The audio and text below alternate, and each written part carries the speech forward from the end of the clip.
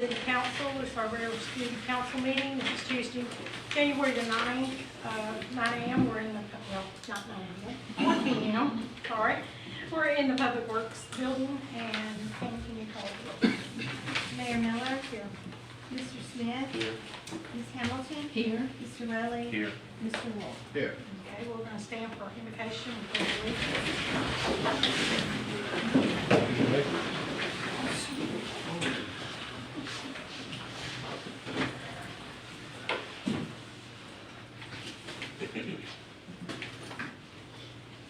Mr. Bill?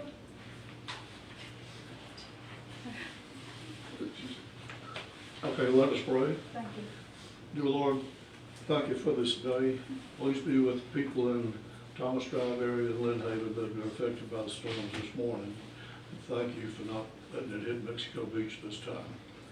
We thank you for the opportunity to come together as citizens to discuss city business.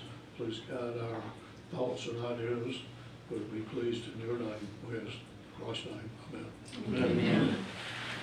Allegiance to the flag of the United States of America and to the republic for which it stands, one nation, under God, indivisible, with liberty and justice for all. Thank you, Mr. Hamilton. Put it on the spot there. All right. Excuse me, I don't want to be rude, but can somebody please turn the heat down? It is a little stuffy. All right. I'm going to move, I'd like to motion to move my mayor's comments to the end of the program. I'm sorry. To the end.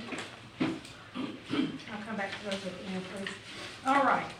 One of these staff. I'm going to open it up to the council comments. We'll start to the right. Have anything right now to discuss? All right. I believe I'm like you. I believe I'll wait a little while. Wait to the end. Good. Mr. Too long. Any Yeah, I comments? got a couple things. Okay. Last meeting, we talked about the financials, and I think, a report, and I think we're gonna review that today during this agenda. But there's also a couple other tools that I'd like to get the council's input in on that we've used in the past that I think we ought to start using right away. One being the City of Mexico Beach project list. I think this is something that worked out well, get where we're at, know what we're doing. I think we need to give direction to the city administrator to start that up again. Another one would be the grants, tracking our grants and also our actions on the grants, where we're at. The third one, these are monthly things that I think we ought to look at every month. As far as other things, I had the capital. Have we made any expenditures on capital items? Where are we at? I mean, I'm not sure. So I'd like to look at that. I suggest we look at it at least quarterly to see if we're making the expenditures. The other thing is we had some new positions, whether it be the 6 months in, adding another fireman, a couple slingers, and electrician we talked about, and also a deputy. So I don't know where we're at with any of that stuff. I'd like to get at least a quarterly on that. That's what I'm suggesting, if the council would like to look at that and give that direction to the administrator. Well, I would like to say that I have spoken with Chris and told him about the monthly reports, projects, lists, grants, and our financials, that we needed those. And he assured me that we were going to be getting those and that it never started. So he has seen the project lists that Mr. Baber and Mr. Manning used to provide us. And I think we should continue that. So I'm in favor. I think in the past it has been the city administrator that had taken over those responsibilities on his own. I'm all for that. If we want to give direction, the city administrator, we'd like to see this monthly. But anybody not in favor, say nay. If you're in favor, say aye. Aye. We all aye. Okay. How about the works and grants action? Any nays? Aye. Aye. Thank you, Mr. Nays and ayes. On a quarterly basis, is there interest to know on expenditures on capital? Will the capital be on the monthly report? I would think monthly report, yeah, that's what I was thinking. You'd have to pull it out. I'm talking the actual, what was purchased, whether. Oh, the it be a individual truck, items. Rather it be a, right. I'm being favor. Quarterly? All in favor, please, aye. Aye. Okay. New positions that were added, we had a list of 4 or 5 of them. But then, after 6 months, we're looking at a fire person, we're looking at a deputy, half a year, and an electrician. On that note, I would like to bring up the fact that Mr. Hubbard had brought to the council that there was an increase in our contract for our sheriff's department, and I have not, as of yet, seen that contract increase nor signed that contract increase, so I'm not sure where we're at with that, so that's something we really do need to get a handle on and find out for the council where we're at, what those dollar signs are. Agreed. Anything else? No, ma'am. All right. We good? We don't have a, we ain't got a contract, no, we do. Yeah, the city council voted to approve the contracts. Has it been signed? I don't know. It was signed a few months ago. By whom? I believe I did it. Okay, all contracts are supposed to be signed by the mayor. Okay. I asked Tammy about that a while back, and she said that you were gonna get it together. I think the sheriff just put my signature block on there. It was presented to the council as you know, with my signature block on it. We have, to my knowledge, I have not seen that dollar amount other than on a agenda. It was part of the contract. It was But in the contract. the contract was not given to the council to, Yes, it was. I just remember it being on the agenda. It was on the price was, but remember we had the half, Yeah, on the we agenda. discussed the half the salary to 6 months or something. No, Yes, but- it was, you brought it, said that they, It was a budget meeting, wasn't it? it was at the end of that. It was after the budget was over, because I remember Mr. Hubbard said, well, we've got that money. We can pull that money from the $78,000 that was Michael's salary.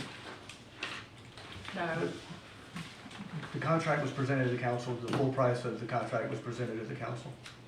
I think we need to go back and look at that, because I do not remember seeing the contract at all. Just, you brought it to the table that they had failed to present the contract at the higher rate. And you told us the rate, and it was on the agenda as the rate, but I do not ever remember seeing a contract. So that needs to be presented to the council to review. And for me to sign. All right.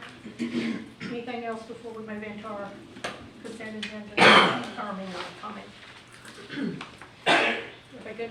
All right, so I'm gonna move forward. We're gonna go into our citizens' comments. You'll need to state your name, your address, and you get 3 minutes for your comments. Floor's open to citizens, public comment. Yes, sir. I'm being first. I wrote down notes because I'm not. You cut me off when I hit 3 minutes. I don't think I'm gonna do it. Good morning. Excuse Morning, me. morning, Mayor. Morning, council members. Kirk Werfel, 103 South 30th Street, right here in Mexico Beach, primary resident. Relatively new to Mexico Beach, came here 9 years ago, bought a home 7 years ago. Why did I pick Mexico Beach? Because it reminded me of visiting my grandfather's cabin back in the 60s. So what I'm going to get into real quickly is how do we keep this Mayberry by the sea? I'm glad to see the discord is tamping down. There's a lot of business at hand, and that's kind of what I want to talk about. First, thanks for all your day-to-day work that you do. Appreciate it. We don't see it, but thank you. So now the larger items, and there's going to be some I think you'll find interesting. One, as a top elected official, the mayor's office needs to see the financials directly. period, she should be given access directly.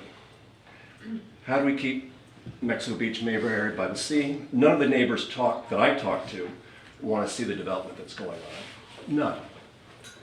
So how do we keep it the way it is? We should be moving forward with single-family units and hopefully more restaurants and shops. Example of what we don't want is the affordable housing that was built just past the Mexico Beach Bridge on the west side of town. No one I've talked to wants that, or wanted it. So how did it happen? Why so big? If it were filled with servicemen and women from Tyndall Air Force Base, I think we'd all be proud to have them here, versus going to Callaway development. But what is the occupancy rate of those large 7 or 8 buildings that are 4 or 5 stories tall? Obviously an overbuilt development that should have never been allowed to happen. So while it's too late to change what happened there, what do we do going forward? I put it out there, an immediate moratorium on all new multi-unit application permits. No further applications to be taken after today. Someone feel free to make a motion after I finish speaking. With such a moratorium in place, the Mexico City Beach Hall puts together an official Mexico Beach resident voter ballot by mail to determine the desired direction of Mexico Beach zoning. Sorry, but basing the future of the Mexico Beach on public hearings that only a fraction of the populace can attend or does attend is not representing the people. Lower the height requirement of our zoning regulations to just 3 stories, with maybe an allowance for a rooftop viewing platform with railings. An elephant in the room, which no neighbor wants to talk about really, is the 180 unit development to be built just north of town. If this is outside of our jurisdiction, will we control our roads and our utilities? Is that the 3-minute mark? You don't want to allow him to continue? Almost done. Thanks. You okay with it? Yeah, You, sorry. sir? You okay? Yes, sir. You may Thank you for continue. listening. So unless the proposed land can be annexed by Mexico Beach proper by our city and becomes part of our jurisdiction, no utility hookups, no connecting roads go around. And if this does come to fruition, there should be 3 access points to the new subdivision: west, central, and east. Access points to disperse the traffic and not just have one choke point coming into town. Final comment, suggestion: don't put a traffic light on Highway 98. Make it a circle. Why? No backups during traffic times. Mexico Beach still gets to boast of this small town with no traffic lights. Thanks for hearing my comments. Respectfully submitted. Thank you.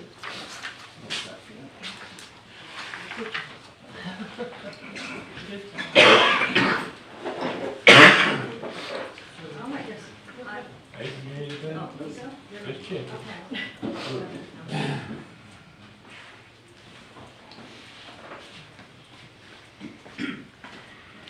George Gill, 124th Street. I actually hoped that I wouldn't have to present this morning. And I want to preface what I'm about to read by saying that I truly respect every person's right to protest. And we all know what I'm talking about. There's a division within the city that apparently requires protest.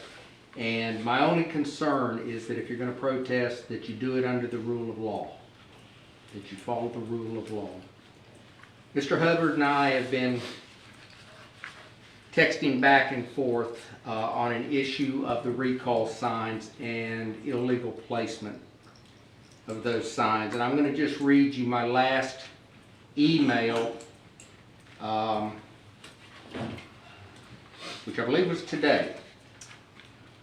And this is to Mr. Hubbard, and I think I copied the council. It's now been 13 days since I brought to your attention an illegally displayed political sign per City Ordinance 5.07.04. The sign displayed on 500A Georgia Avenue is illegally displayed. At that time, 13 days ago, when I first noticed that sign, I respectfully requested that that sign in question be removed. Since my initial email to Mr. Hubbard on December 28th of last year regarding this matter, Mr. Hubbard and I have engaged in a bit of gamesmanship on both our parts. And we bannered about his opinions and my opinions on this illegally placed sign. However, the end result of removing the illegally displayed political sign has not occurred. I believe that this inaction on the part of the interim city administrator is no doubt politically motivated. I followed up my December 28th and 29th correspondence with Mr. Hubbard with 2 more emails regarding the same subject. Mr. Hubbard chose not to respond to either of my more current emails, 12/29/23 and 1/8/24 respectively. This leads me to surmise that we've reached a collective impasse, Mr. Hubbard and I, again, no doubt politically motivated. Therefore, I've taken further action. Yesterday, I contacted Mr. Dan Soul, Bay County property appraiser, directly. I explained to Mr. Soul the current situation with the 2 parcels owned by, and I won't mention the owner's name. Both parcels have separate numeric. That's Y'all wanna impossible. Allow him to continue? I don't. Anybody want to give him your time? Okay, go ahead. Thank you, sir. I've taken further action. Yesterday I contacted Mr. Soul, Bay County property appraiser, directly. I explained to Mr. Soul the current situation with the 2 parcels. Both parcels have separate numeric identifiers. Both parcels have separate and distinct land use. One is identified by the property appraiser as single family and it's homesteaded. The second property, contiguous to the first, is vacant and is so identified by the property appraiser. Both properties have separate and distinct tax values. When I presented this information to Mr. Soul, he was diligent and responsive. After his review, he stated in writing that yes, both properties are separate parcels. With this clear statement from the Bay County property appraiser, I'm once again respectfully requesting that the interim city administrator carry out his due diligence and have the illegally displayed political sign at 500A Georgia Avenue, identification number 04939-010-000, removed immediately.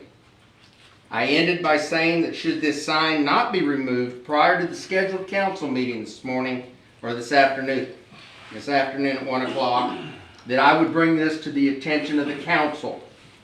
Hopefully, as Mr. Hubbard's supervisors, the council will take action and assure that the law has been maintained and that that illegally placed sign is moved. Thank you.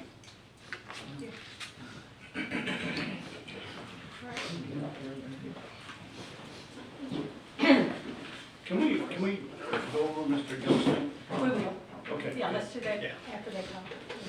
I make a note too. Mary Kenny, Cockles Avenue, Beacon Hill. I would like to bring to the attention of the council some verbiage on ordinance 827, which I believe is going to be discussed today. In the section under ballot, where it says question amendment to the charter, adding section 1.06 to the Article 1. Talk about that when that comes up, I think. You want to talk about that then? Yeah, we'll talk about it at that time, Mary, you can come back up for that one. Okay, that's the one thing I wanted to talk Anything that's about. already on the agenda, we'll talk at, you'll have the opportunity to speak to it on that part of the agenda. Okay, good. Well then, both of my comments I'll Both of them? put Okay. back. Okay, thank you. Thanks.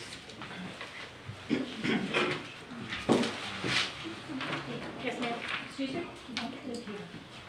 So, Good afternoon. Happy New Year. Christy McElroy, Portsmouth, Florida. I've been in this area since 1968.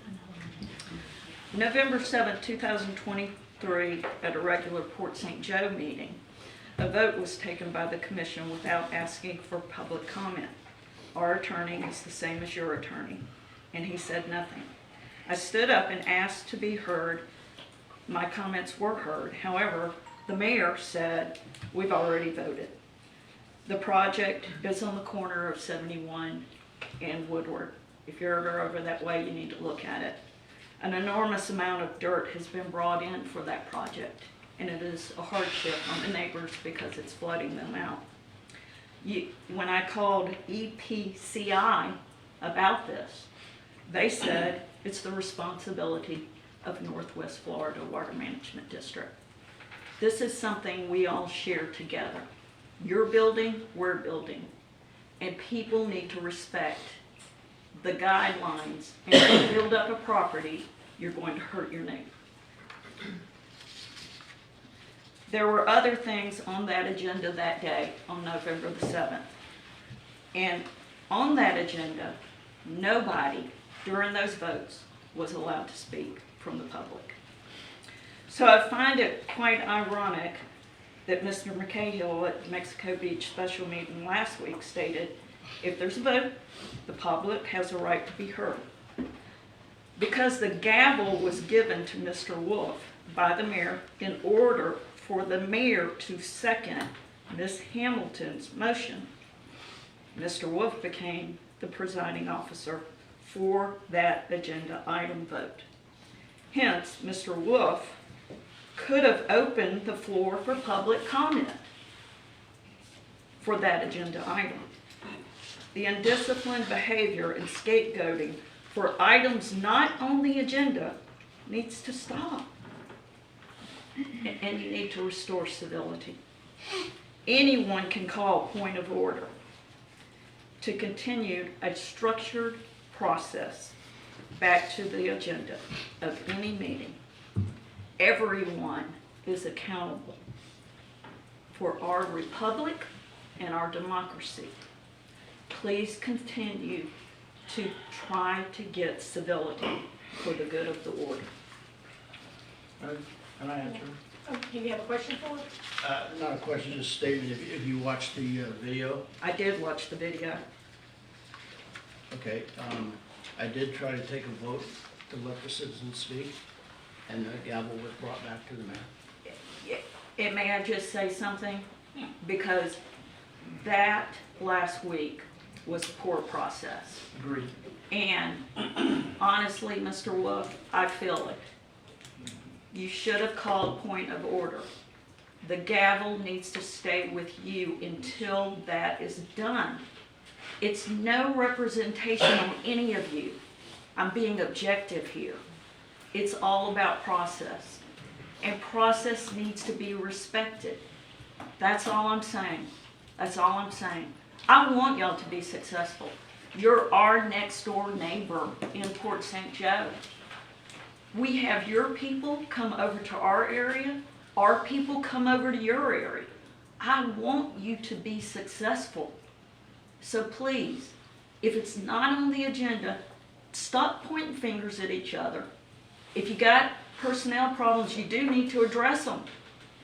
But if you give up that gavel and before there's a vote, you need to have public comment. That's all I'm saying. That's all I'm saying, being objective. And if anyone has any questions, fine. But also, your council needs to be consistent.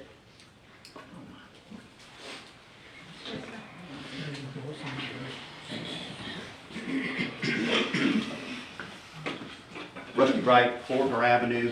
I've lived here 20 plus years, longer than most of y'all except for maybe one. I'm not sure how long Jerry lived here. Y'all have lost control. This is silly. It's gotten worse and worse and worse. It started out with social media, and it's just getting out of hand. I highly recommend that the city gets off of all social media, including the live stream. Y'all need to dial this in and take control of it. And I would love to see y'all vote on that today.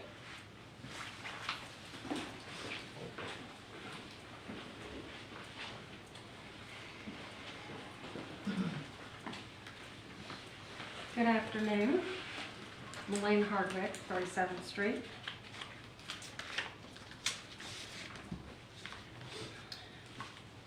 Mayor Miller, you have made many derogatory posts on your Mayor Michelle Miller page.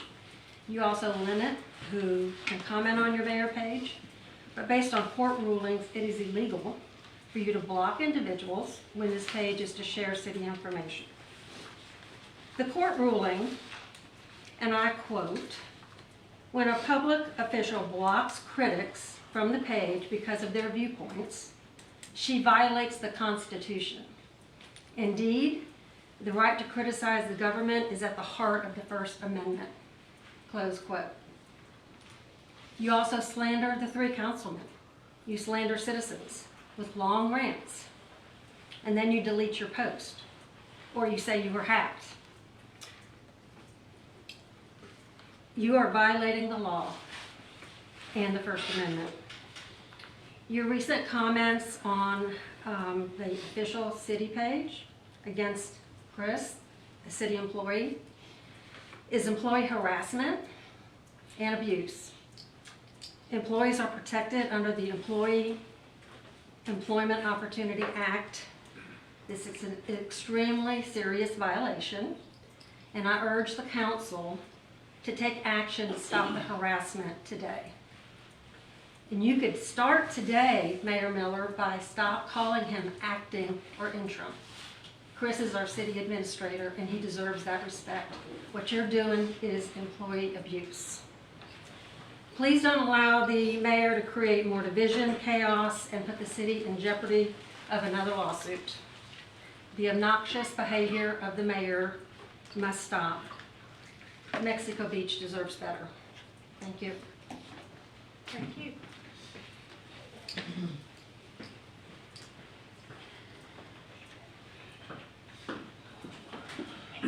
I don't care. Julie Gardner, Mexico Beach.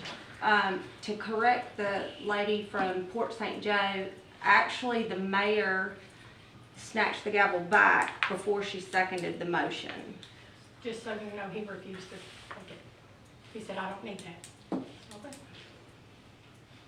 I haven't interrupted you, but I appreciate your, I thought you wanted but to. you did. You normally You do. said, I'll take that back.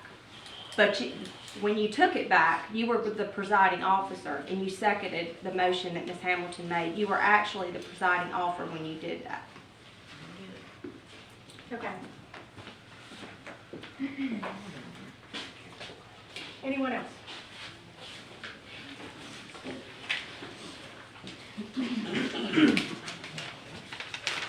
Mayor, council, I'm gonna change the subject and talk about the city for a second. Anyway, some interesting things, and Adrian, you know I brought this up every year since you were the city clerk, since Jerry's been sitting here, boat ramp. 2023, boat ramp permits. There were 515 total issued. 184 were non-residents, okay? The 184 times 100 brought in $18,400 to maintain the ramp, the dredging, blah, blah, blah, everything else. 331 you got 0 from because they were local people here. I brought this up every year. Your expense is insane, what you're spending for the canal. As far as I can tell, we're the only place in the state of Florida that has a dredge. The boat ramp, you need to charge for it. Everywhere I've ever been, besides this little community up here, they charge money. I'm a local resident with a boat. You spend $100 getting out of the canal and gasoline. You should, it's the beginning of the year, and you don't have to, you can vote on this right now, because I looked at the ordinance, when your boat ramp fees and everything else, you can change it anytime you want. You don't have to put it on the agenda for months. You need to start charging the people who are here, residents, $100. The people who aren't here, you should be charging $300. The ones that are non-residents of this place, that live elsewhere, Wewa, Panama City, whatever. Right now, that $100 is a joke. It's $20 to launch your boat. That's 5 launches a year. That's nothing. If people don't want to spend the $300, they'll come here maybe 10 times. You'll make more money that way. For an example, if you took that 184 times 300, that would bring you $55,200. If you took 331 of the local people here, charged $100, that would be another 33. total of $88,300. Your ramp is a joke. The parking lot sucks. Excuse my French. It's terrible. You don't even want to walk through it after it rains. I mean, you want to take your shoes off before you get in your car. You need to start charging some money to take care of this stuff. Everybody can use the beach. The only people using the boat ramp are people with boats, and you should charge for it. What's $100? Like I said, I'm a local resident. You spend that getting out of the canal and gasoline. I brought this up every year. I just got my sticker yesterday. I'm number 21. It's the beginning. You need to change this. Thank you.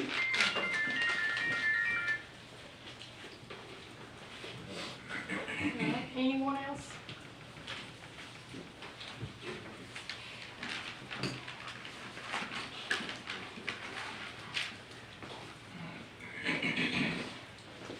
How y'all doing today? I didn't know you were having a meeting when I went to pay my bill a while ago. We're glad you dropped over here. It's something that really, my number one, Gary Woodham, 113 North 38th Street, been a resident here for 25 years, sat up here for 6.5 years. And I watched that last meeting and I got so mad with myself that people really and truly, I've never seen a situation in this city where people who are not residents could come up here and complain either about the people here on the council or what's taking place in our city or supporting the mayor. That should not be allowed in this city. It should be, if you've got something on your agenda and you are a resident of this particular city, then you ought to be able to say what you feel is relative to the subject matter that's here. But it just seems to me that this whole situation is out of hand. And I've known Chris Hubbard here. I listened to that last meeting for a long time, and I think he's one of the finest city managers we've ever had. And I say that because I have worked with him, and he's worked for me, and I know his capabilities. But I wish y'all would give that a lot of thought, because all these good people that are sitting out here in this meeting right here, it wastes a lot of their time to hear people come in here and either support you, the mayor, or the council, who don't even live here and have no say-so, can't vote. To me, it's just a waste of the citizens' time and y'all's effort to resolve your problems here in the city. Thank you for allowing me to say what I had to say. Anyone else? Any other public comment? All right. So, Mr. Wolf, we'll go on and start answering some questions. You and I both, I think we want to address some of this stuff. So we can. Yeah, the first one obviously was Mr. Gill. I'm done with having the conversation 15 times during a meeting. We're a council. Let's tell them what to do. Let's tell them what has to be done. Pick up the sign. It's obviously two different properties. Isn't that the rule? The rule is The if ordinance it's, is that any signs, I don't care what sign, I said from the beginning, I don't care what sign it is, I told him, I don't care what sign it is.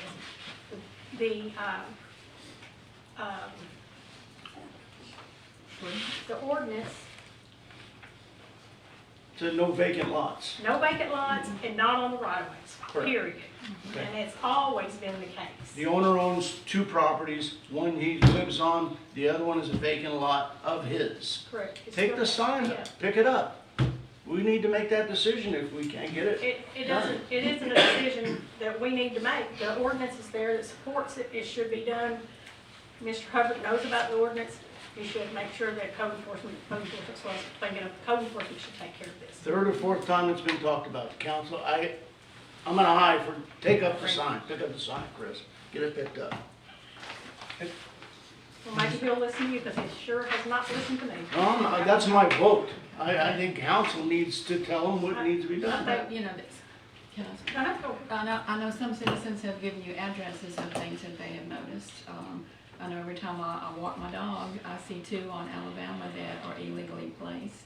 I mean, it's very blatant, because this has been going on for months and months, that the particular items throughout this city are being ignored. So, you know, really, there's more than just that one sign. There's a lot of signs that citizens have noted, they've given you the addresses, but they remain. Regardless of its political signs or whatever signs, they're illegally placed signs, bottom line. And nothing's been addressed time and time again. And that too with some of the contractor signs, they're not supposed to be on the properties unless they're got their permits, and there's 60 days with them breaking that ground and doing, and I'm seeing that all over the city too. And we discussed that. Yes. So, The only thing I got, if this, how can we go on, see, I mean, these people's property and take the sign off when they put that sign? Code enforcement. Code enforcement. That's their job. She has. She can go on yes, private sir. property? Yes, sir. Is that correct? Is Yes, that correct, Clint? I think it She should is be a, removed. she is a legal part of our city, and she has the legal right to go on the property. She does not have to give them notice. She does not have to, she goes and picks up the signs, period. And if it's too much for her, even Chris, you know, she said it's too much for her on some of these signs, then first off, I think if it's a contractor sign, you need to contact them, and they have so many days to get it off, or, you know, then she needs to get help. We've got Wednesdays, I think the trash people have a little extra time. They could help, some of those guys could help get these signs up, but, yeah. Yeah, that's, yeah. He's law enforcement. No, I don't think that's the case. The attorney just said it was Go on private property. for the code enforcement person, can you, that's right. What do you say? She can remove the sign if it's in violation of our ordinance. So we, as a council, want to direct Chris to make sure the code enforcement completes the duties of the ordinance for signs as well as other ordinances within our city. Any yays? Say yay if you agree. You're directing Yes. yay? Based on Any the nays? ordinance, yes. On the ordinance, You have to follow the ordinance. all ordinances. If the two parcels were combined, then it would not be an issue, Right. correct? Great, so, get That's residential. all I need. If you look at this property that's been discussed, it has the same physical address. Both parcels have the same physical address of 500 George Avenue. No. Nope. I've got the printout from the property appraiser's website. I mean, They're that's just all I different have. letters? No, if you look at the physical address, both of them are 500 George Avenue. Are they listed as two separate parcels with two different parcel numbers? Yes.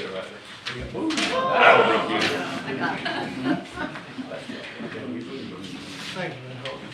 So they're two separate properties. Have that way. Okay. Two separate properties. Okay. There appear to be two separate parcel ID numbers regardless of whether the address, they're two separate parcels. I think Mr. Gill said that they quoted it being an A and a B or something. Okay, sign, we're good, everybody said yay. 500, what'd you say it was five, is it 500 A and 500 B? I thought Harry was that one, but he's been decided. It's official. Okay. I want to go, while we're discussing citizens' comments. Mr. Kirk, I think it's Kirk? Yep. Okay. Your desire to keep Mexico Beach as is, there is actually recommendations by the Florida League of Cities on how we as the citizens and the council should have or could have a citizens group that meets with the council and sets up a vision that includes everyone. So that's how you get to where you want to be. Our vision, I think, needs to be looked at. We need to have a citizens committee. Yeah. See a question on the face. We learned last night at our P&Z meeting that there is a meeting scheduled for January 22nd regarding the revisioning of the city of Mexico Beach and where it wants to go in the future.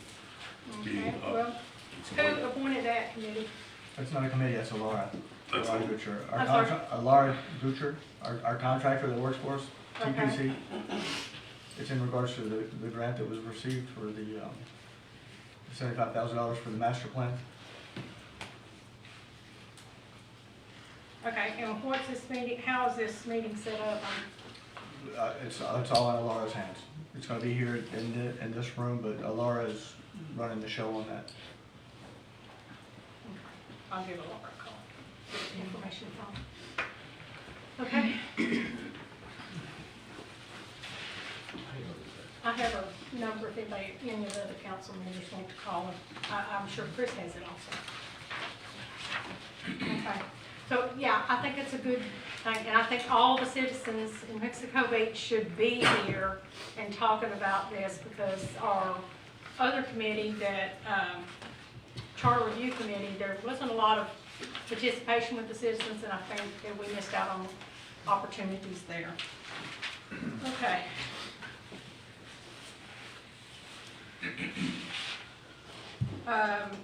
Rusty asked about social media. Anybody want to talk about social media?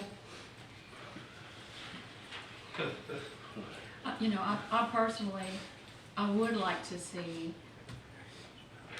everybody stop talking about public business on social media. No matter what Facebook page it is, I just think it is wrong. And I don't think that's the avenue that we should go. I mean, people can talk to each other individually about their concerns, but I myself am opposed to any type of Facebook media that's gonna talk about our city business. It's just wrong in my opinion, no matter where it comes from. In our city, I think our city's Facebook page is strictly for city business. And, For yeah. announcements. Yeah, announcements and. Then let's make it a website, drop the. Well, we do Facebook. have a website, but Facebook, if it's used properly, other cities are using Facebook. They're using the streaming through Facebook because it is free, it doesn't cost, it's readily available. So, I mean, there's lots of benefits to it, but we do have to use it properly. And I already made my apologies for last time, and those apologies still stand forward, and my actual page has been, something happened to it because I can't get into it. The only way I can comment on it to answer somebody is through my other Facebook page, so. I had asked Doug back in the day about shutting comments off, and we had some legal concerns about that. Can we shut comments off on Facebook? I don't think we can. No, I'm I sorry. looked that up, and you can't. Because I think that's where everything gets a little squirrely. So, anyway, Yeah. okay, just thought I'd ask because I wanted to confirm that. Well, you were there too. I want to go on down to Gary's and talk about the public. You know, not only we have to have this open for our public on social media for comments, we also have to have that podium open for all public. That is the Florida statute, that's the law, so we cannot close this meeting to anyone. Anyone can make comments during that time of the meeting, as well as during the regular meeting agenda items. That is public, and we cannot close that. So we don't have to have a Facebook page, but we have to allow comments if we have one. Is that correct? I believe so. I'm not So we totally could get versed rid in of that. it entirely. Just use the website. But You could. But at the same time, we have to realize you're not gonna reach the people and give them what, that transparency, we are Pros and trying to cons to move. Facebook.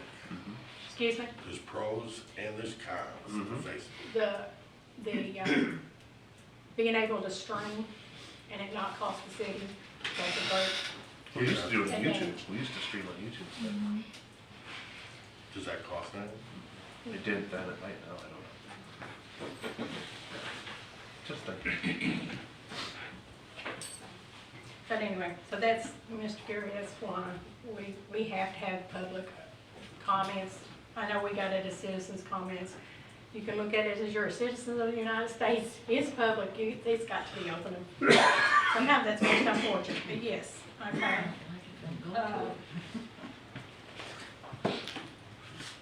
And, you know, I wanted to say something about presiding officer and seconds.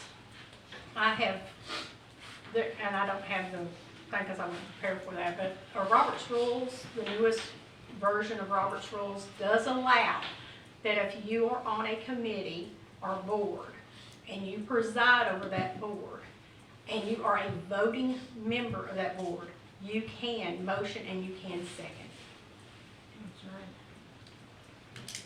So, just FYI, I'm trying to conform or compromise or whatever to the council on that, because the very first meeting, I think I motioned something that, oh, you can't do that. Well, okay, so I did my homework, and yes, I can, but I was trying to conform to allow,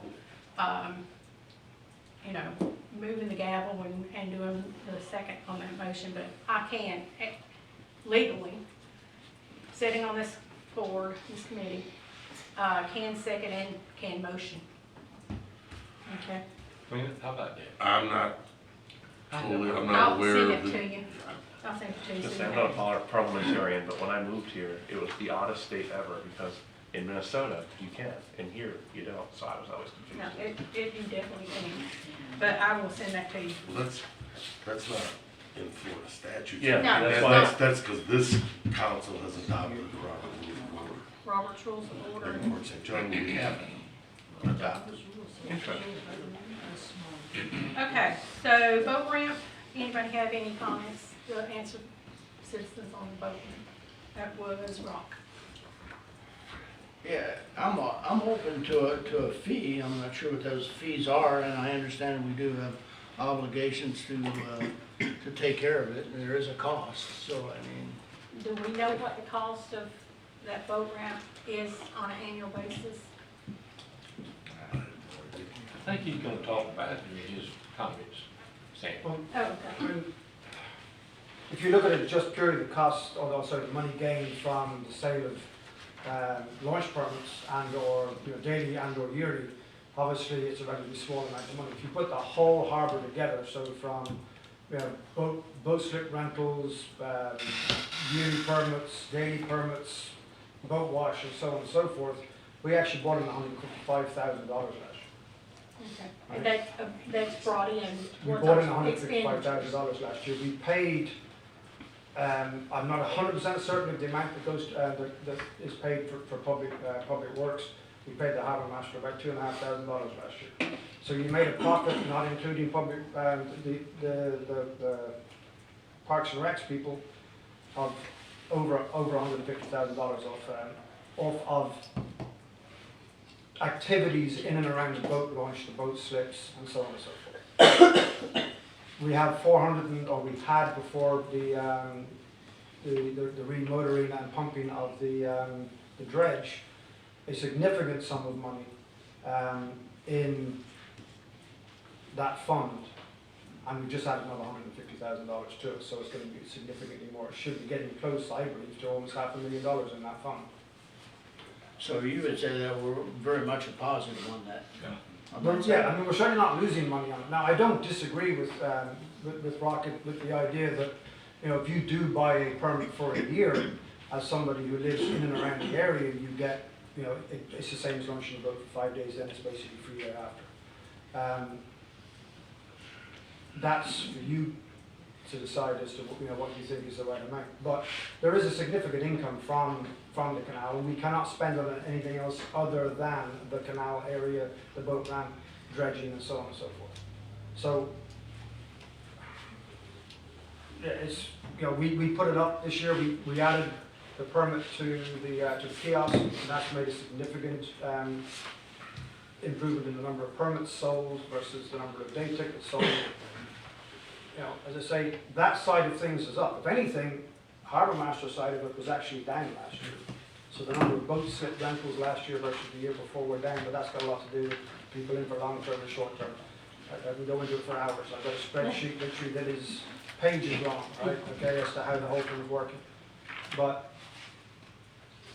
if you want to put it up, fine, but I think he looked at a fairly narrow part of the income for it when you consider the whole thing together.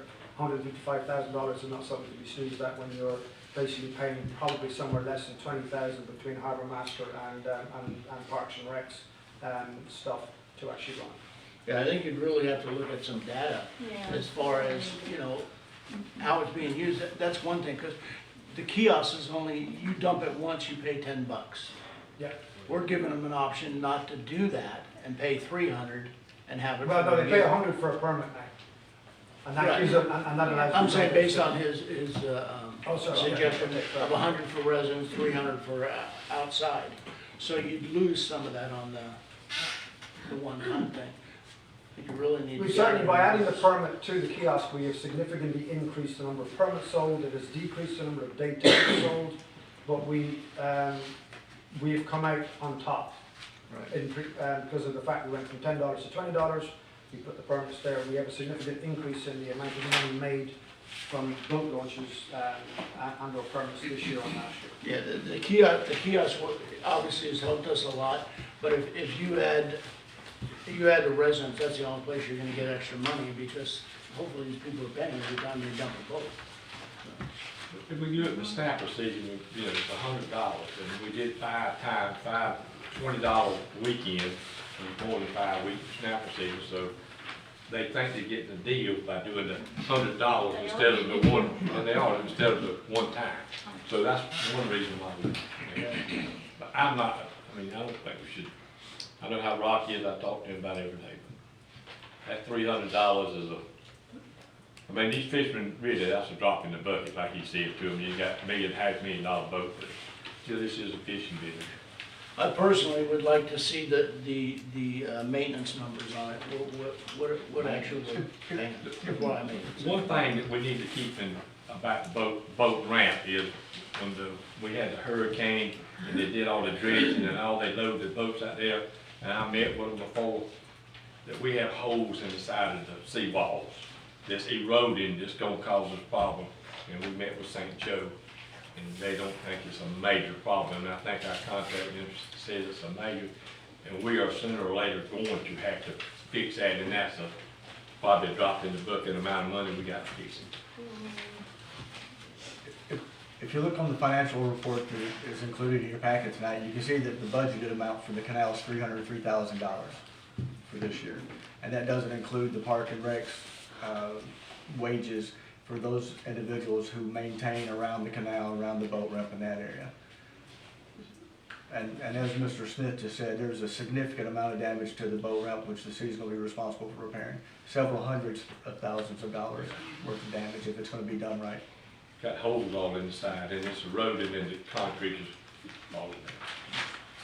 So we're on track to spend that 303? Is that what you're saying? Or is just 303 allotted? Well, 303,000 is allotted to the canal department. And that's not counting, We spent a total of 52 so far. How much you say I didn't? We've spent 52,000. So that means you carry that over a quarter, you're gonna look at about $200,000 cost if you carry that out, but that's just. Not during the snapper season. So either way, with 155 or 300,000, you're looking at 200,000. That means there's a $50,000 shortfall. So You have a cash balance in the boat ramp fund that's not being transferred in though, and that money's got probably $500,000 in it, I don't know. I didn't want to say. Carry over? So you can move that in to do a big repair, yeah, okay. So this is budgeted operating, that's not capital improvement, you start running capital improvement, that will have to get out of that fund. Yeah. And the expenditures will go up fairly significantly once we get this new dredge in and we begin dredging on a more regular basis with the fishing season and the warm weather that's coming. Yeah, and that was the intent of the boat ramp fee when it was very first started, was to have capital improvement money for the boat ramp. And we're gonna get another boat ramp anyway, another, we'll get, we have holes, maybe.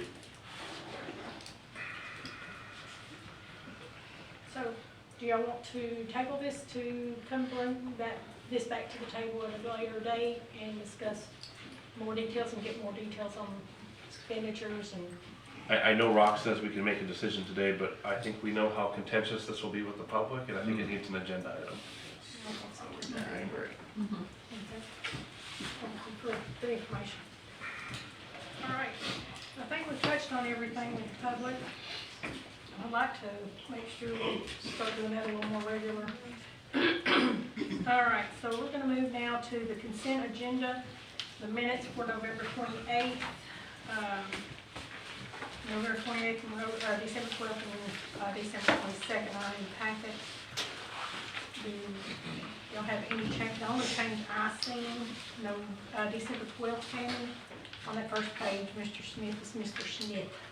That's close. It's close enough. That's the only thing, it's just a spelling that I found. Okay, do you have a motion to approve the 28th, November 28th, 12th, and 22nd, or any change? I have one just point of information for me.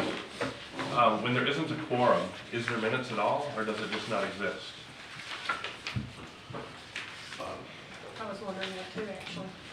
Because it says Mayor Miller adjourned the meeting at 9:05. Well, it never called to order, there was no meeting. So I'm just curious clerically to learn, do you do minutes for a non-quorum or not? Technically, there shouldn't be any minutes because there shouldn't have been a meeting. But I know there were quite a bit of comments made. When, I want to clarify something. When you call a meeting, from what I've seen, if you don't have a quorum, you could still talk. You can still have a meeting, you just cannot vote on anything. So, yes, there was a meeting and So then it there should was be comments. minutes. Yeah, Yes. I agree. I'll make a motion to approve the consent agenda. Do I have a second? Do I have a second? All in favor, say yea. I saw you second it. Yeah. Okay, very good. So we're moving to our regular agenda. The employee of the month, I was told, is busy. So we're gonna go to the employee of the year, and we'll put the employee of the month back on here. Who has the employee of? Mary Harmon.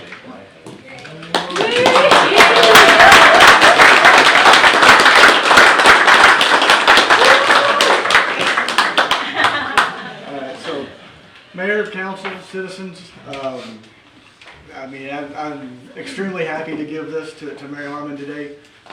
Mary's been in the city for 13 or so years.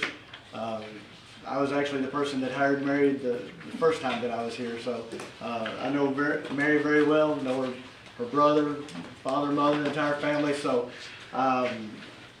one of the good things, and this isn't to take away from anything from Mary, but just so that the citizens are aware, that whenever we had the meeting yesterday morning to determine who we wanted to have as the employee of the year, there was a lot of conversation because we have so many good employees, you know, it's hard to pick just one. And you know, it makes me very proud to work with all these people on a day-to-day basis. But at the end of the conversation, it was unanimous that Mary should be the employee of the year.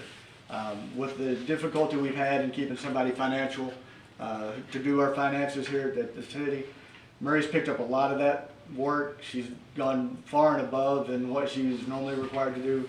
And honestly, the city wouldn't have been able to operate these last 5 or 6 months without Mary being here and doing everything that she's done. So the city owes Mary a great deal of gratitude. And this plaque and the 2 days off really doesn't, you know, say what we should be saying to her. You know, it's not a good representation of everything that she deserves. But Mary, congratulations. Thank you, sir. Thank you.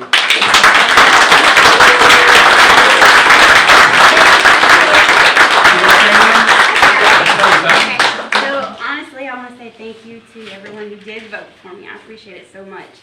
Mexico Beach, it has my heart. I'm born and raised here. I love it. You know, I do the best I can. That's all I can say. Thank y'all. Thank you, Mayor.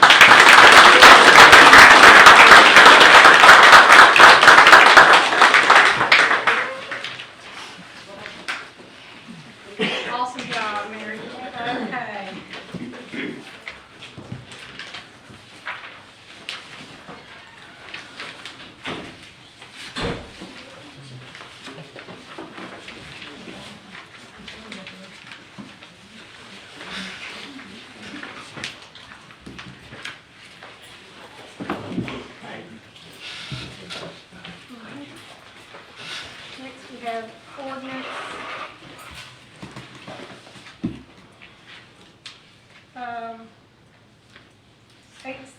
827, charter amendment, maximum height, building height, first reading.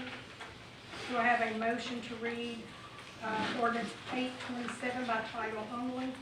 Make a motion to read ordinance 827. She said eight.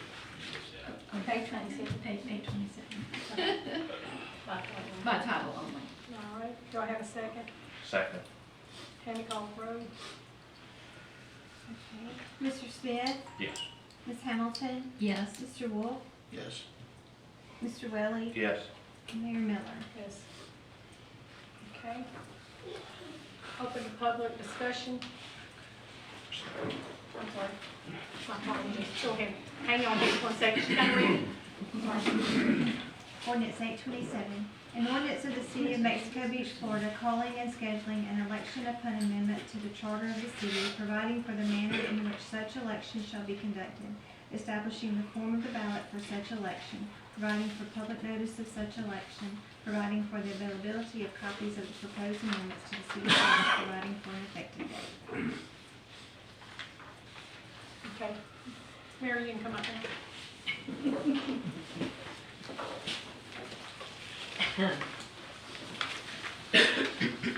Mary Kenny, Cockles Avenue, Beacon Hill.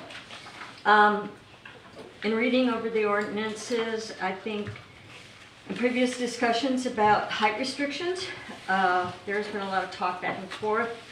The one thing, I personally would like to see height restrictions, one thing, not staggered depending on how far north of 98 you go, which is, I believe, what was brought up before. But just to be kind of a nerd about the ballot reading, it says, shall the charter be amended to add section 1.06 to Article 1 of the charter setting maximum building heights to those contained in the city's land development code as of the effective date of this referendum. Said restriction would only pertain to the properties currently situated within the city's boundaries as of this referendum. I believe that last line has some real issues. First of all, the restrictions would only pertain to the properties currently situated within the city boundaries as of the date. So what happens with new development? What happens when you start bringing in different developments under the City of Mexico Beach umbrella, as had been talked about in west of development? Part of Sugar Sands, y'all been talking about bringing that in. So if we made this only pertaining to properties currently situated, he could build as high as he wanted and still be in the city limits. That's just a little thing that I wanted to bring. And also too, in the second part of Exhibit A, it states that same thing again with the effective date, but it also says that blah, blah, blah, which exceeds, okay, let me read the whole thing.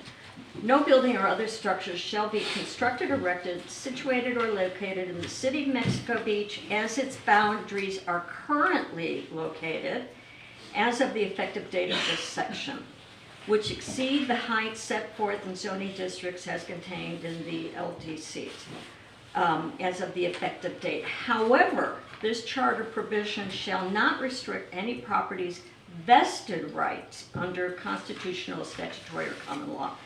I don't really understand what the whole vested rights is about, and if that is really just another way of saying, oh, I'm grandfathered in, so I can do what I want.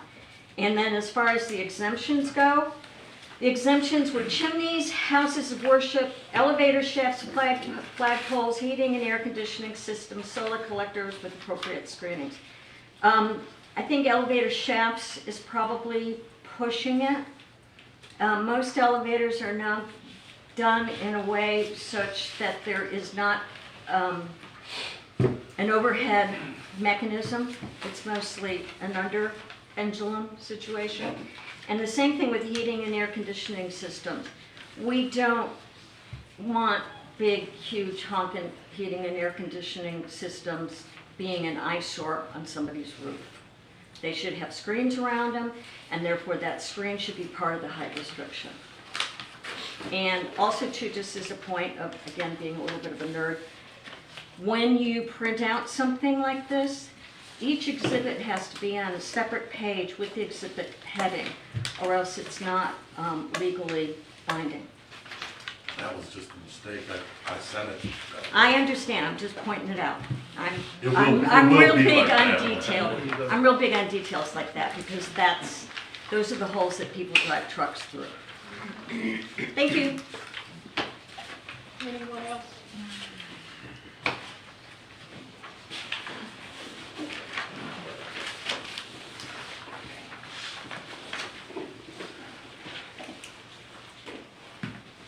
Bobby Pollock, 215 Kim Cove. I want to echo my concerns about Farmdale. If it goes the way I understand it's going to go, they was going to build under the Bay County building codes, and they won't be annexed in our county, our city. That's kind of going roundabout, and if we allow it to happen, what are we going to be able to do about the rest of it? You say it's grandfathered in, but how are we going to be able to change the building height here? Give them an inch, it's going to be another inch and another inch and another inch, and then we're going to have high rises. Our building codes should be the way it is, and the people should be annexed in before they build and use our building codes. Thank you.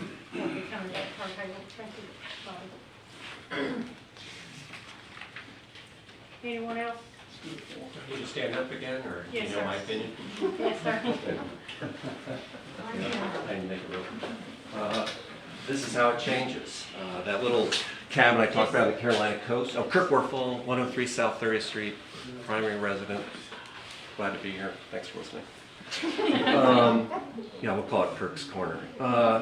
Anyhow, that was the 1960s. You could walk through sand dunes across a 2-lane coastal highway, and you're on a gorgeous beach. There was probably a point when Mexico Beach was just like that, and some of you remember that. So I know some of you have been here a lot longer than I have. You know what it was, what it can be, we want to try and keep it, and this is how it changes, by little piecemeal. We all know we're not going to become Panama City, but we could easily become something right in between. When I was born in 1960, population of the U.S. was 197 or 179, one of the two. Now it's over 340 million legal. They all want to go someplace. They want to go someplace nice. They want to come here if they learn about it.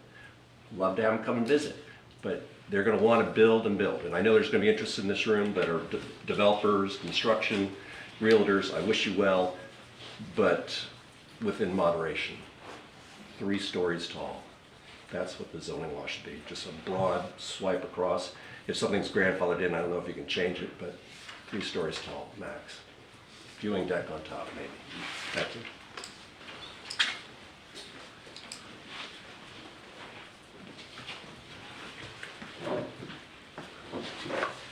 Lisa Logan, Maryland Boulevard. Continuing on that, as part of the charter committee, we actually added that the very last hour of the very last meeting. We didn't have enough time to really get into that. We were all concerned about annexation. We did not have time to figure out exactly how to handle that. So that is how we thought it would be best to get something in for the current boundaries, but that is and was a grave concern of ours. For me personally, it's been a concern. The gentleman just spoke about 3-story limits. That runs into the problem that I have brought up multiple times that we tried to fix. 3 stories from where, y'all? 3 stories from on the pilings, 3 stories up, or 3 stories from the ground? And if you're on pilings, you only get 1 or 2 stories. So there are a whole lot of issues to look at for the height restriction. Trust me, I'm one of the most adamant about height restriction, very strict restrictions. But that's where we got to this. We ran out of time. quite literally. So the question became, do we put this in here and attempt to put some control on what's already in city limits, or do we just forget about it and there is no charter control? And under the LDR, as everybody knows, that can be changed at a whim by a council. If it's in the charter, then it has more of a chance of being permanent.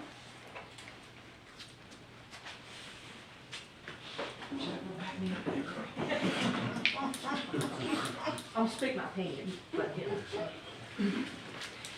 Jennifer Ward, 158 First Street, and I'm also the chair of the Charter Review Committee. In regards to the height restrictions, one of the things that we did discuss briefly was the fact that Mexico Beach is also surrounded by military. We have the military height restrictions and things that we have to consider when building, and we did not, unfortunately, get the time, we did have time restraints, to speak to anyone at Tyndall and get reaffirmation of where those lines are with Tyndall. I know they're out there. Unfortunately, I was not able to put my fingers on them. And that is a big role in the height restrictions for the city anyway. But we do need to do a little bit more research before we probably go too much further. There are a few little things in there that are open to interpretation. But as Lisa stated, we would like to have those height restrictions because I think that it will help contribute to trying to keep our city the way it has been since it's been, established. Got a question. You're talking about the current ordinance as of the date that it's passed. Correct. As you know, and I know with ordinances, they change. That is correct. And sometimes going back and trying to find, okay, well, we're in 2050, and we're going back and trying to find, well, what was going on in 2024? Mm-hmm. What were the ordinance, and they've already changed over time, and then every time you change an ordinance, it's like, it overrides the current ordinance. So I'm afraid without specific information or specific guidelines on that in the charter, it's going to end up being a moot point in the future for Mexico Beach. That's why I would like to see it in the charter, the height restrictions in the charter. I think our committee as a whole, and if I'm wrong, they can correct me, we would like to see height restrictions in our charter. Height restrictions are in other cities such as Jacksonville and several others. I think what we really need to look at and talk to is Tyndall. Their restrictions have not changed from my understanding, and if you have a contact that can help me get into there a little better, I've done a little bit, but unfortunately with the holidays and some other things, I have not. This has not been the first thing on my plate, so, but I would love to speak to someone and get where those boundaries are and heights and things so that we could make this a little more succinct. I did talk with Colonel Watkins, who is like the M35, and Mr. Harold Licker has talked to him also, and he might can fill in on some things I didn't get, but I think we're out of the flight zone. We So definitely we don't have. Then if that is the case, we definitely need to make sure then. But he told us to, talk to this other gentleman, which I have not. I don't know if Mr. Harold has or not. But I think that we're out of the flight zone. But that's not to say that the people north of us, west of us that are trying to build may come into the city in the future. Flight line, I believe you may be correct, Mayor. I believe the secondary where they do the drone launches is what puts us close enough to put us within the height restrictions, and that's what I need to speak with someone on. That's where my clarification is at this time. I can get you contact. Perfect. That'd be great. I have a question for you. Oh, sorry. If it was not to be in this agenda, not only a referendum, it'd be a year away to get it in this charter, but we'd still live by the ordinance, right? Things would stay as is until it goes to referendum and is voted on and is passed by the citizens, period. Each individual item would be that way.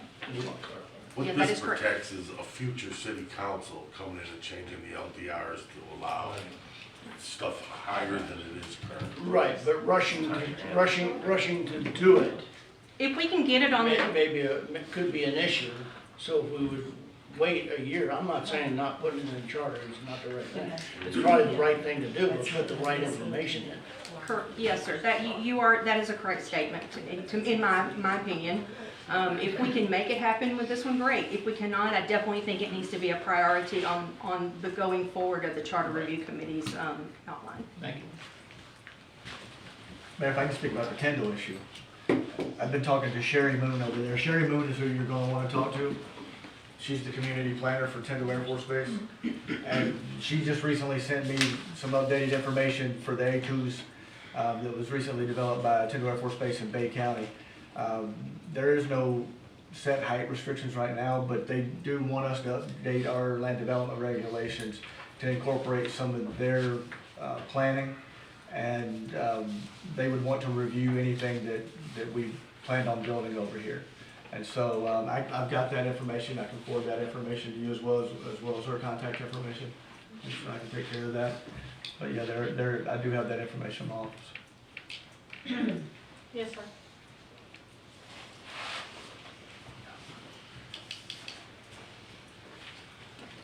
Excuse me. John Harold, 43 First Street. As far as what the colonel told us, the closer the flight line, the different restrictions are. What this council and this city has to take into account, Tyndall is also moving toward us. We're not only moving toward Tyndall. So those things will probably change depending on what they put out there. Born and raised next to an Air Force base, they change over the years. As far as this, why do we have to say what's currently? Why can't we say any future boundaries also? And then we'll be covered. Is that a problem for anyone? If our height restrictions are 32 and 48 now, if something is annexed, why can't it still be 32 and 48? Why do we have to limit ourselves to the charter today, which there seems to be a rush to change it, to just what we are now? Why can't it say in any future annexations as our borders move? Seems like a simple solution to me. Just a suggestion. Thank you.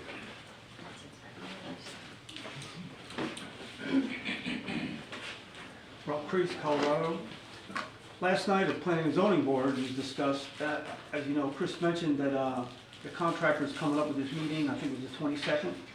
And Chris said next year he's going to make sure that it's in the budget for the LDC to be looked at again, along with the comp plan.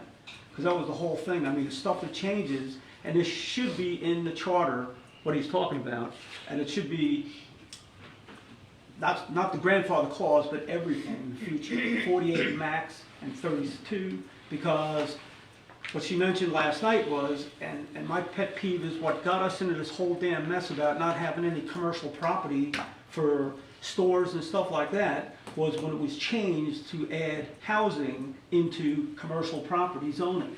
And that was done by the council. She even admitted that. She said, well, 10 years ago, whatever, that was just, the council just approved, changed it to people sitting here.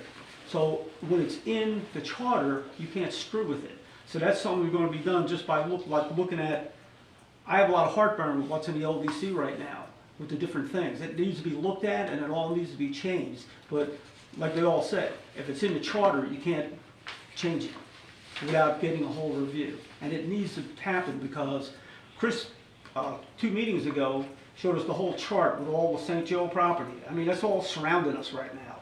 And eventually, that's going to come into play.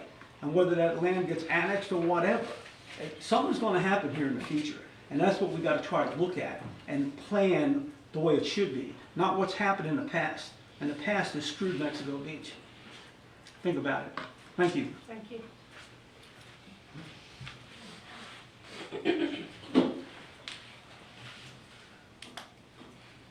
Is there any way that this could be written more precise to go on the ballot as to what the height restrictions are and change it to the future? I mean, all City Mexico Beach.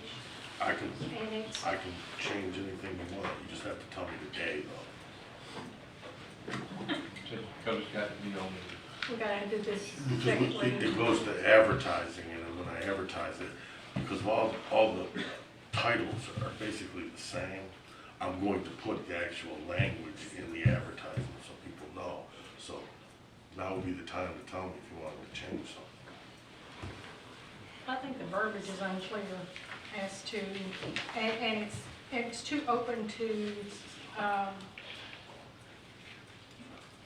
It's very clear. It doesn't pertain to anything in the annex to the future. It only pertains yeah, and it, to what's in the city boundaries right now. right, and, you know, our building, we're about to build out.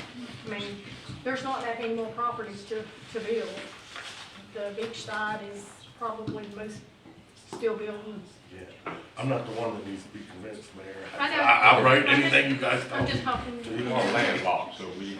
Yeah, so I think it does need to include future development. Anything that is in the city, period, whether it's now or in the future, should have a height restriction. It shouldn't be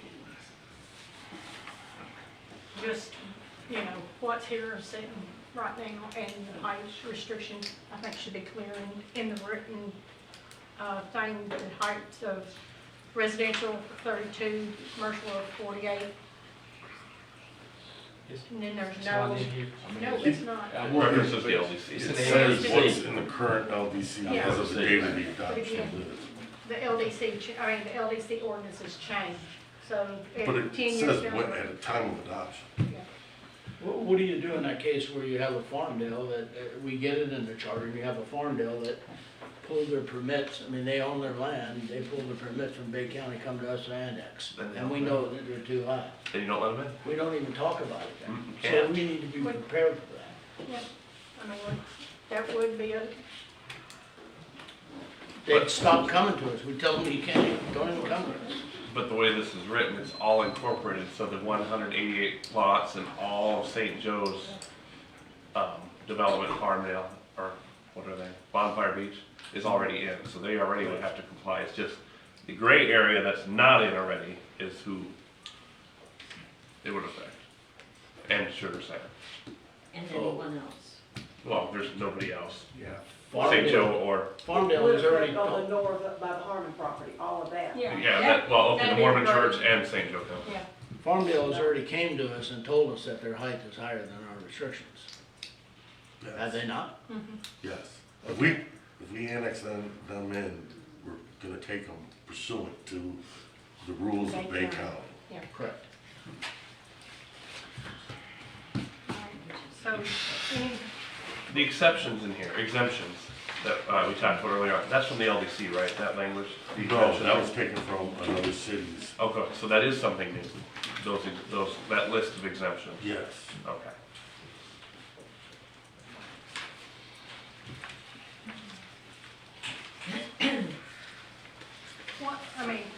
why can't in there we not be very specific if we're saying it's for our restrictions in our LDC right now? Why can you not, instead of saying for the LDC right now, just say the height restrictions that are in that LDC? I could. I think that would be clear. So add a comment after Yeah. Land Development Code as of the date, effective date of this referendum, 32 for residential, 48 for commercial. Well, I'd have to go through each. Well, I don't know however many, there's 7 different zoning districts. I'd have to list each one. Well, and Adrian, I think the currently situated phrase should be removed because that doesn't take into account any new development. Right. Such as farm, whatever it's called. Current and future. It's not taken into consideration in Farmdale because it's not annexed into the city as of right now. Right, but like if this referendum passed before they got their development order or whatever got into the city or came to us and. This referendum wouldn't have anything to do with them. Right. It's just strictly what's in the current boundaries of the city of Mexico Beach at the date that this is adopted, which would be April 16th, if it is passed in the referendum. Which defeats the purpose. So, No, the purpose, I think Jennifer Jennifer explained it well, was to lock in what we currently have at those restrictions. And as Lisa stated, this came to us at our last meeting, and didn't really have a lot of time to flush out a lot of those things, but they did still feel that it was important to lock in what the current boundaries were at those restrictions as they currently are, so that a future city council couldn't change the LDRs and increase the heights. It was just locking in what we have now at the current LD, with the current land regulations state.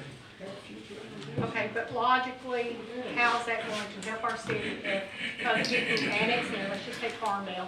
It's not. And it's not. It's not. So how's that helping the city as we expand? I'm gonna switch hats, I'll switch hats and give you the devil's advocate of how it's gonna help. Say you go to Bay County and you build out there, get your permits, and you get a 200-foot building, because that's what's approved over there currently. You come to Mexico Beach and wanna annex in, we're already providing you fire because we have a mutual aid agreement. We're already providing you other utilities from the city because of our mutual aid agreements, but we're not getting a single dollar of tax money. So do we wanna tie our hands into not allowing them to annex in by including them right now, when they're gonna get approval anyway and we're gonna be stuck holding the bill for it? Right, and that's, So we don't wanna write it for the future. We don't know what the future holds. I think that's what they kind of thought. Yeah, that's. you just look at just the Farmdale, if they build what they build, and we say their restrictions don't work, we actually give them $300,000 in tax. Of service. Yep. Right, we're not getting paid for it. $300,000, and we're gonna have to serve them anyways.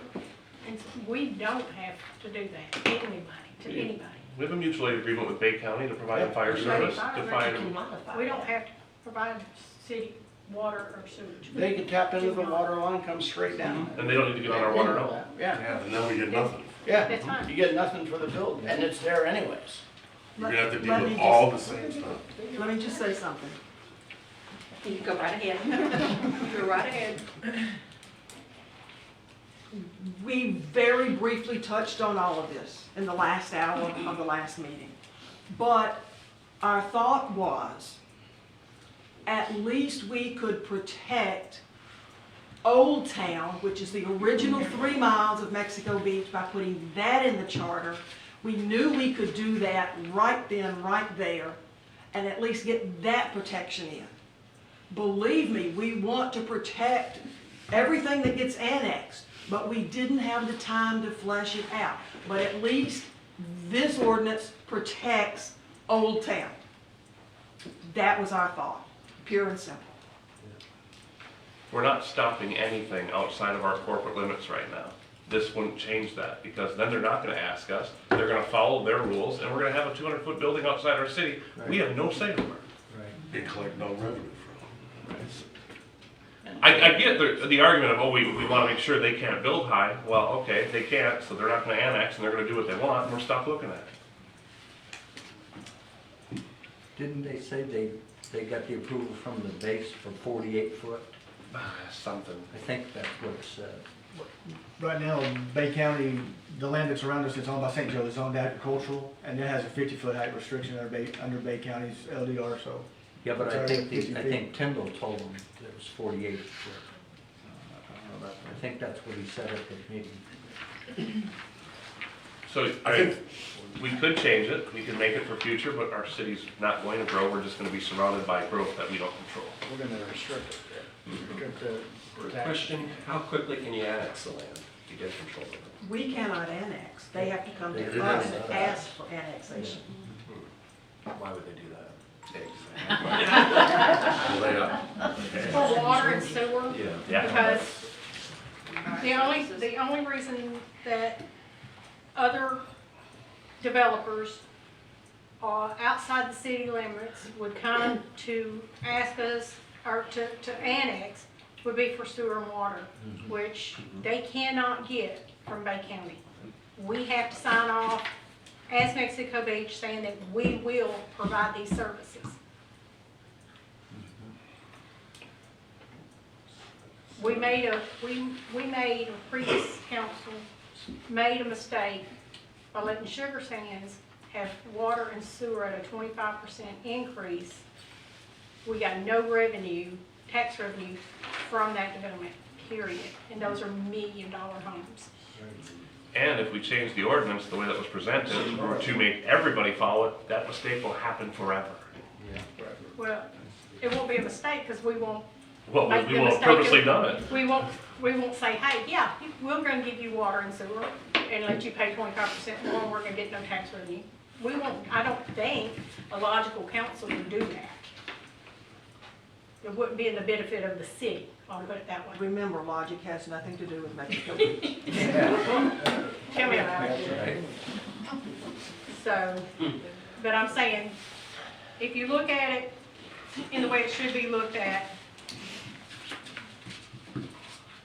they won't benefit us unless we allow, as long as we don't allow them to not benefit us, we're safer that way. But So you said 25% is too low, so what would be your proposed percentage? I have no idea, I haven't looked at the numbers above the 25%. I just had one question. Wasn't there some legal issues before that they were going to actually force the city? There was no, wasn't there something that came up and they were gonna bring some to the city that we had to provide that mandatory? There was no, Is that I researched because Farmdale was talking to us, so I went back and researched Sugar Sands and talked to Bay County, 2 different departments, and we are not forced by Bay County to give them anything. It's strictly up to the city. Jason, you are correct. The developer of Farmdale did threaten, in a mild manner, but it was, in my opinion, a threat to take the city to court. But he didn't want to do that because it would take years and would tie him and his money up. Yeah, yeah, he did say that in a workshop. But then there was something with the store also. When the store wanted to go online, it was kind of the same. Now, we did get tax revenue from 5 years. The store. 2 years. And Or then 2 they're years, gonna 2 years. annex it. They will annex. Yes, That's part of it. but there was the same kind of legal issues starting to arise. Not with the store. Yeah, that was just the council decided that they would allow that. But that's a good example of one that could not annex in if they choose not to. Yeah, the store, we got it in writing that Yeah, they we would got it annex in it, writing for right? the store, Five. yes. Yeah, the store's in writing. What would y'all change? Girls, both of y'all. Excuse me? The 2 ladies. Well, honestly, I think that we need to have our whole committee present in order to properly, I'm to speak to that, Mr. Smith, I'm going to be honest with you, which is what I came up to say, is if our committee needs to meet quick, every day or whatever, I will have Tammy reach out to our members and we will get back together quickly and get words to Mr. Clint here so that he can get his job done and that's rewarded. But honestly, I don't feel like I should speak out of turn without my committee present. And you guys are the final say as to what's happening. Okay, so maybe I'm missing something. If you say you're only for what's right here, right now, This, Yeah, that, right now. Right here. exactly. And you don't include any future annexation, okay? You're limiting yourself to just here, okay? So it helps us right here, but as we grow, it helps us none. Stops you, bro. Correct. Right. They do what they want. Which we spoke to that briefly in our time and truthfully did not have enough time to hash it out completely, which is what, again, I'm speaking for my committee at this point. I think that if we put it out there, we could get together again quickly and we could go through and have a full session on just this part of it.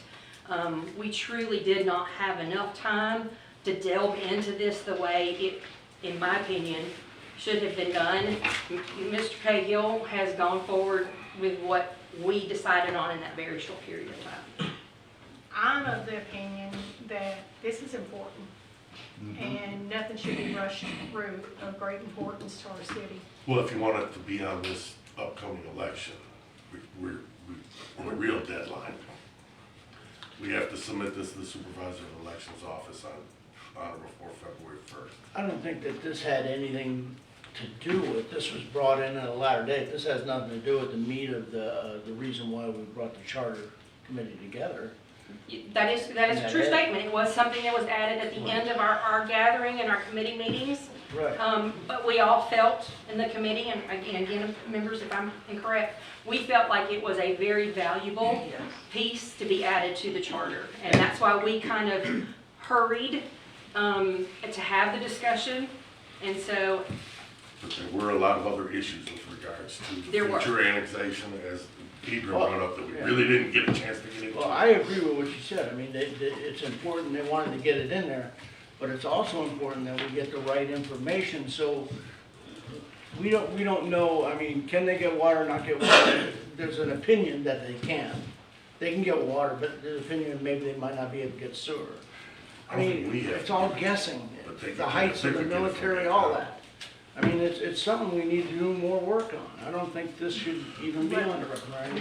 Well, Let me maybe offer this that's another suggestion. thing, we could just scrap it, it doesn't have to, it's up to you guys to decide. There's a lot to think about. Let me offer this suggestion, please. One, and I'm with Jennifer here, I'm gonna speak for the council, for the committee there. We did think it was important enough to add to our list of recommendations. Two, I believe that we can have the meeting, the charter review can come in and hash this out, and if you need to call a special meeting to have a first reading or a second reading, the council can do that. You are not locked into today and the 22nd. So if we have a chance to look at this and bring this back, then you can have those two readings. So yes, we have a deadline of January 29th, but you can get two meetings in there. They're called special meetings. So does the council want to, y'all, we'll close the public discussion at the table. Do y'all want, what are y'all's recommendations? I feel that it needs to be looked at and it needs to be more specific so that we don't have any issues. It's for protection of the city. I get what they're saying. It's for the protection of the city. Well, let's protect the city the right way. Don't rush, I mean,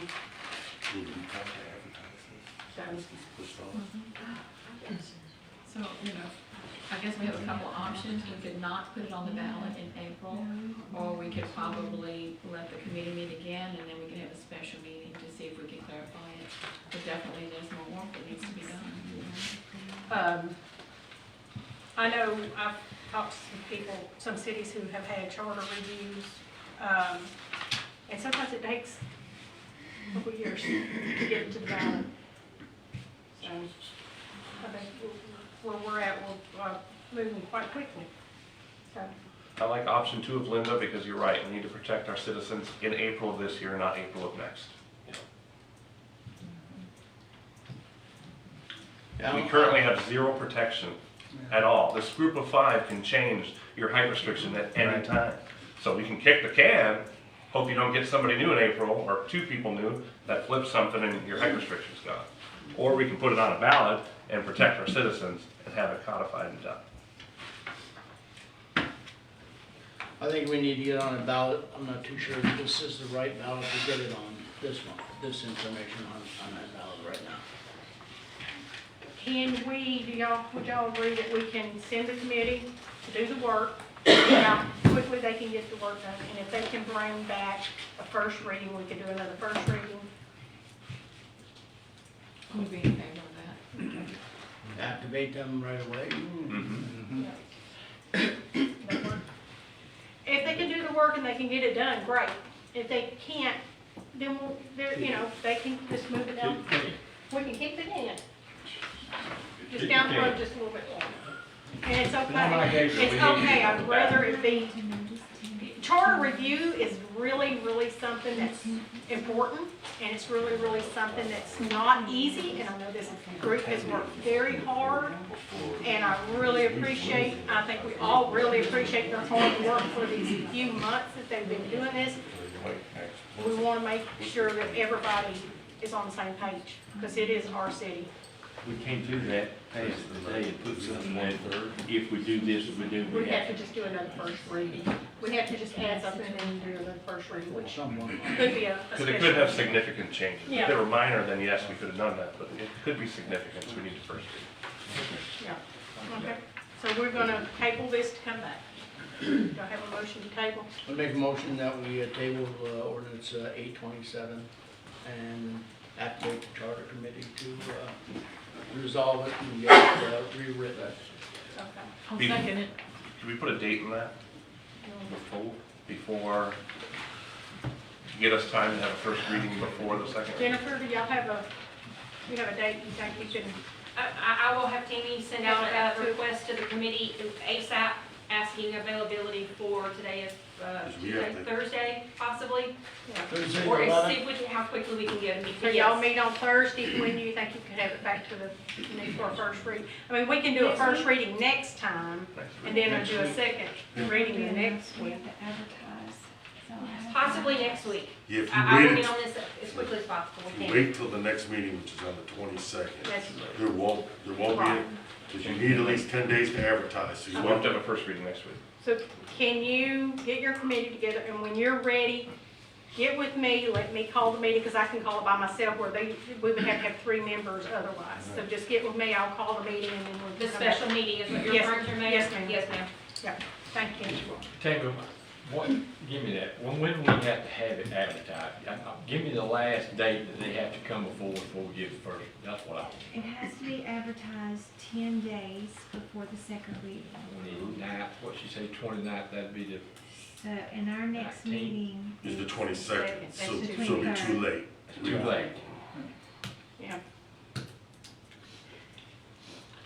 So we would have to call a special meeting, have the first reading, have 10 days. I think we might have to call another second meeting for Or this. if we could do it, if we could call, if the committee could do this, we could do the meeting in the, like tomorrow morning, and then maybe tomorrow afternoon, call a special meeting. We can do that. Well, I don't think This we're gonna get it done that one fast. ordinance, this one ordinance that we're talking about does not have to be read with the other ordinances for its second meeting. Again, it can be done in a special meeting. So separate this out. But we gotta have a second reading. You have a first reading, and then it has to be advertised at least 10 days before the second meeting and the reading.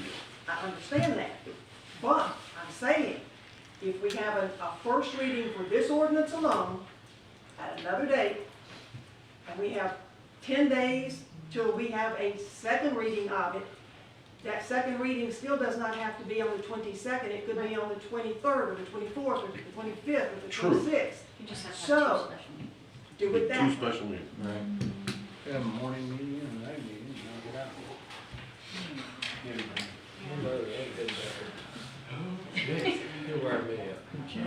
All right.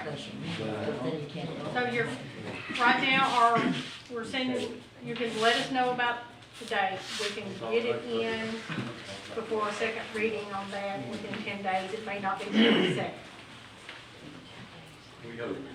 Correct, we just need to leave ourselves 10 days in between the first reading and the second reading and adoption. So we got 3 weeks here, basically, in most. So, Write it down. all right, and Jennifer can just get with me, and we'll get that meeting on the calendar as quick as absolutely possible. Okay. All right, so let's move on to ordinance 828, charter amendment, change city form of government to council administrator, first reading. Do I have a motion to read the ordinance 828 by title only? I'll make a motion to read ordinance 828 by title only. Second. Okay, Tammy call the roll. Okay, Mr. Smith? Yes. Ms. Hamilton? Yes. Mayor Miller? Yes. Mr. Wolf? Yes. Mr. Welley? Yes. Ordinance 828. An ordinance of the City of Mexico Beach, Florida, calling and scheduling an election upon amendment to the charter of the city, providing for the manner in which such election shall be conducted, establishing the form of the ballot for such election, providing for public notice of such election, providing for the availability of copies of the proposed amendments to the city charter, providing for an effective date. So I'm open to the public discussion. Yes, sir.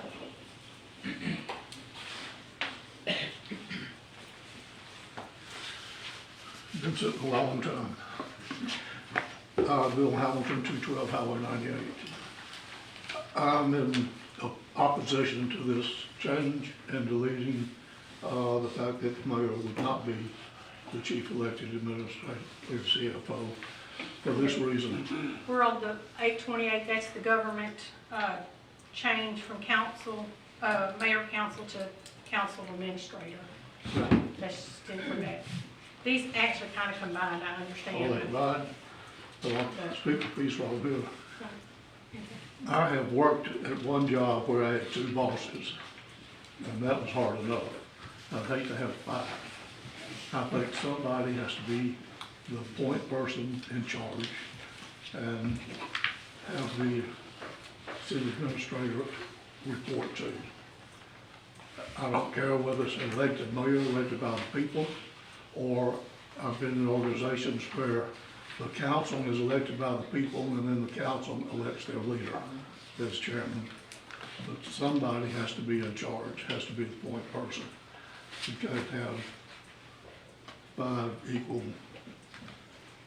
people for one person to report to. Thank you.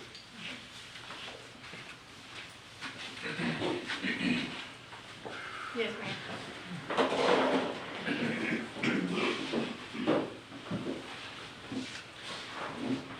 Lorraine Lindsay, Florida Avenue. I have a question. My question is this: if we change to a city administrator form of government, will that city administrator be required to live in the city?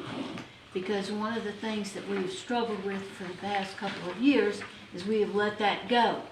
And the city administrator no longer has to live in the city. And personally, from my viewpoint as a resident of this city, I want to have somebody who lives in this community and knows the people in this community and recognizes what the people in this community want for our city. And I want that person to have the real power within this city government. And so I'm concerned. I know that the mayor has to live in the city. You can't change that. But this group, several years ago, I believe it was when Mario was here, decided to change it. And we've railed against it, citizens have, for years now. And yet, if we do this, then we're going to give up that again. And I want us to have somebody in charge of this city who lives here, is part of our community, has a vested interest in maintaining what we as citizens want for our community. And that bothers me. The reason why this was done this way is because we didn't want to hamstring any future city council from being able to hire somebody that they thought was really good for the job but couldn't live in town. We wanted to leave it up to the city council at that time. Okay, so I have to say that Florida statute does not allow us to dictate where the person lives. We can actually say you need to be within a certain amount of time, but we can't say where they have to live. We can put time constraints.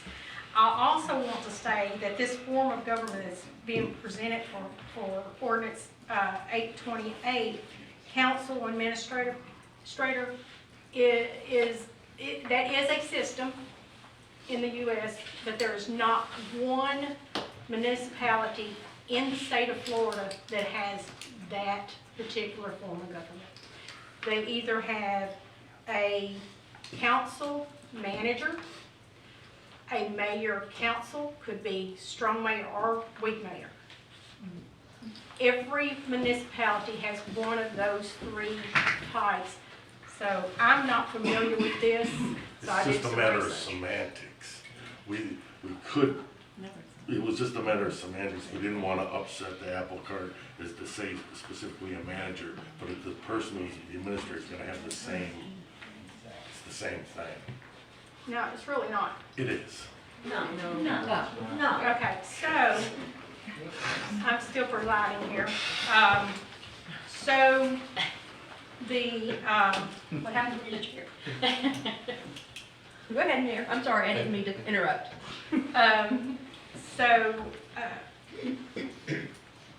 It's not semantics.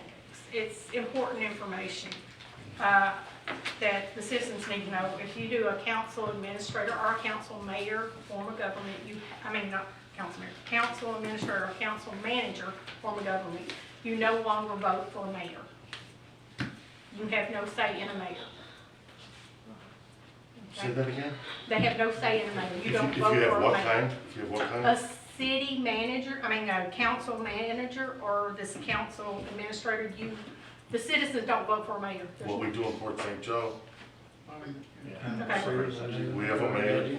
If you look at the Just Florida telling you, statute, the citizens vote for a mayor in Port St. Joe, and it's a council manager form of government. but if you look, if you read, you've done a lot of research, I know.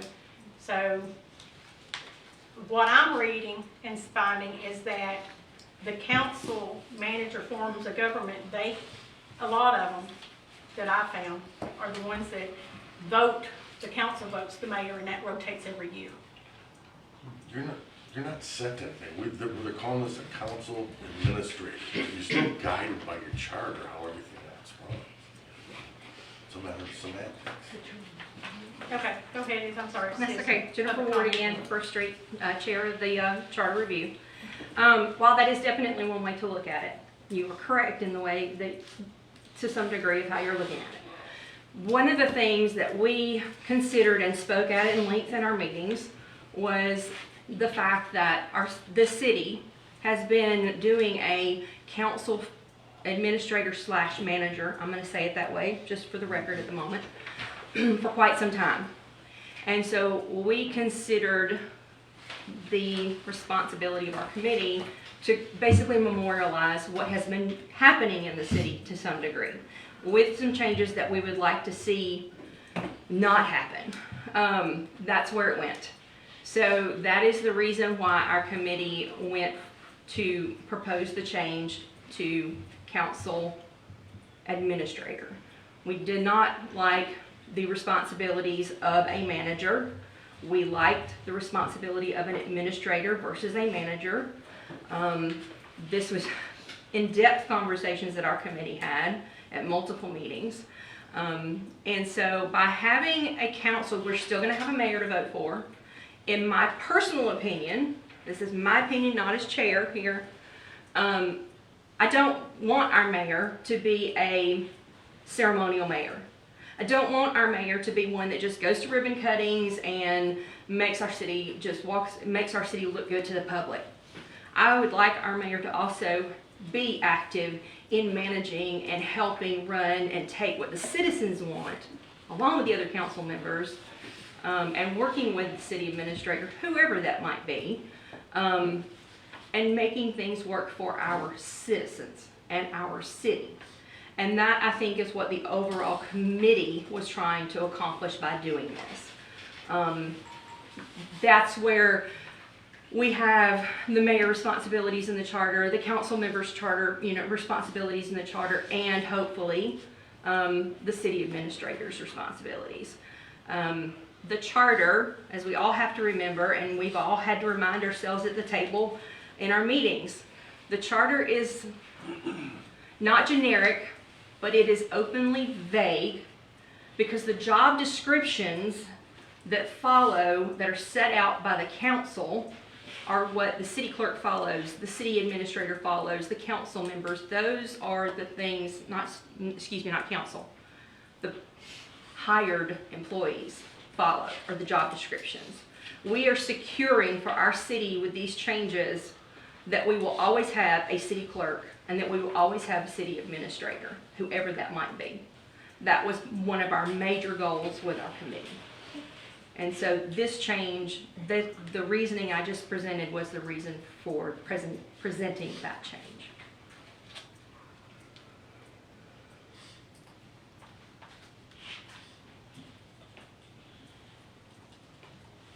Any other questions? We think it's citizen comment, I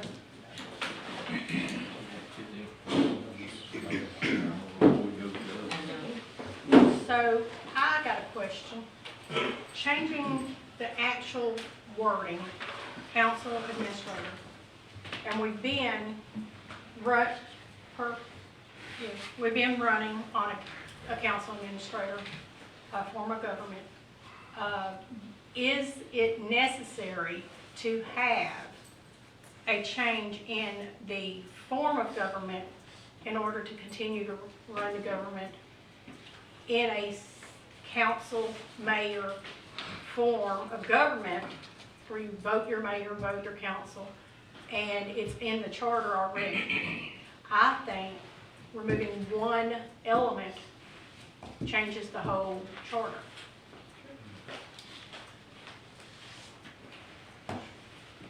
And it's not necessarily the title of our government that does that. Okay. It says the city council / mayor.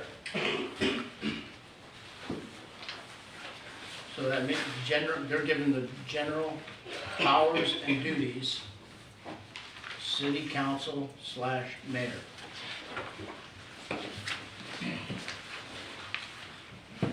What are you talking about? Yeah. On Article 2 Article 2, Section 2 Exhibit A, I believe it says. Article 2, Section 2.01. It says the city governed by a council administrative form of government.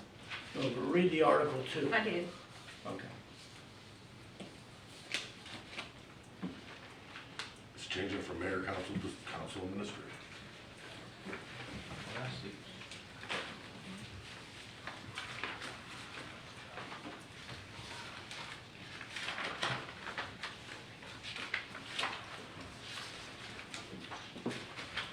Any other public comment?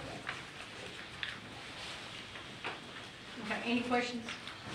Okay, closing the public, discussion at the table.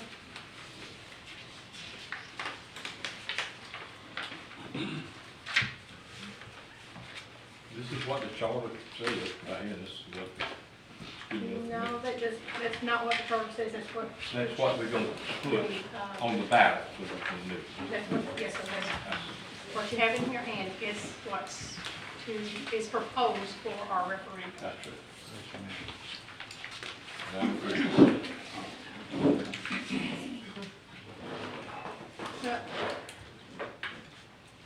It is up to the citizens.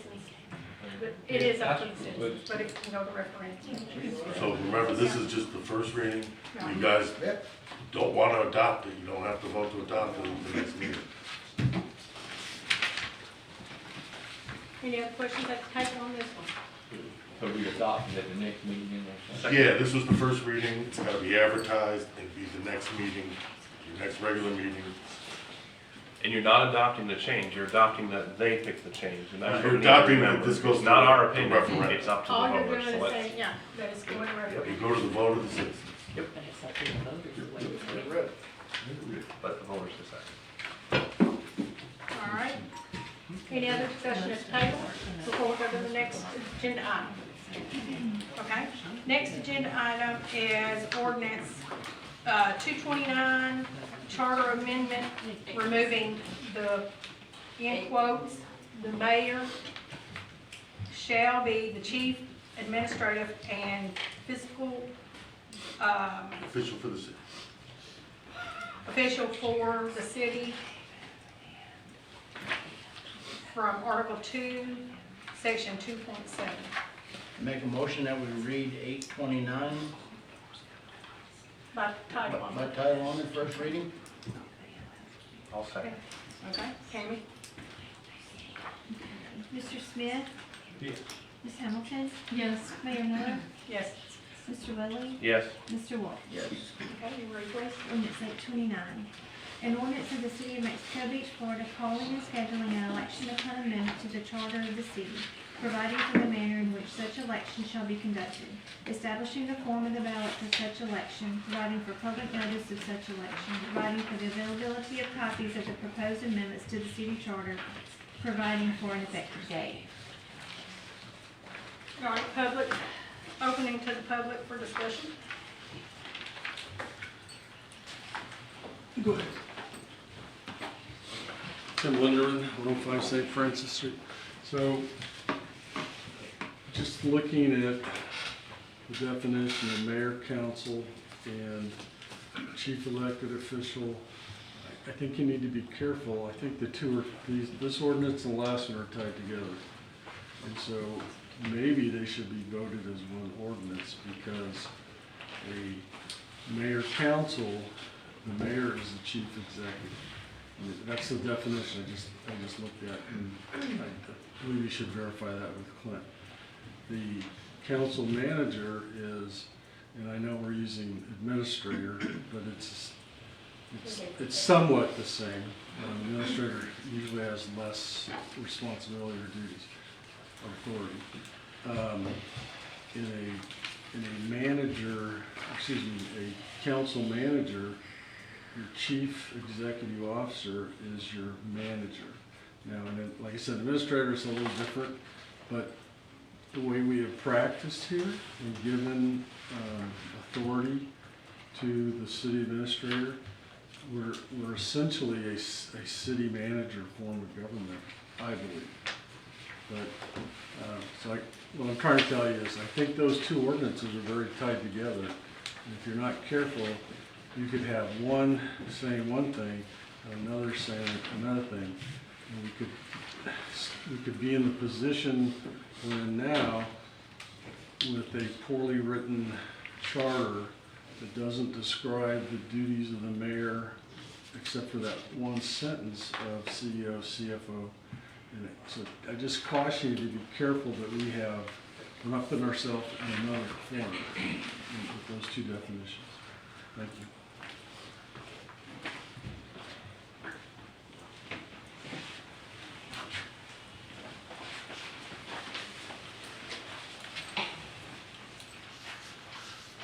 Bill Hamilton, 212 98. What happens if the previous ordinance passes and this one does not?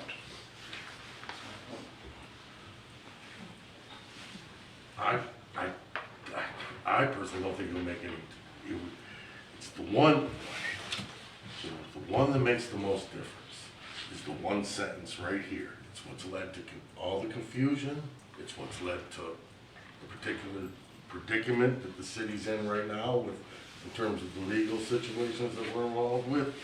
If the first one, let's just say the first one didn't pass, but the second one did, this is what says what the duties of the mayor, or the other way. What happens the other way, you eliminate That- the mayor, but then I think it would. this other one passes.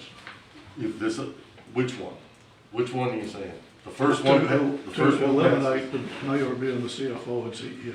If that one passes or doesn't pass? If that one does not pass, but the previous one does, I would say that the mayor, that would still be in there and that would still be under. because you eliminated the office of the mayor in the previous, it's council administrator. That's not what it means.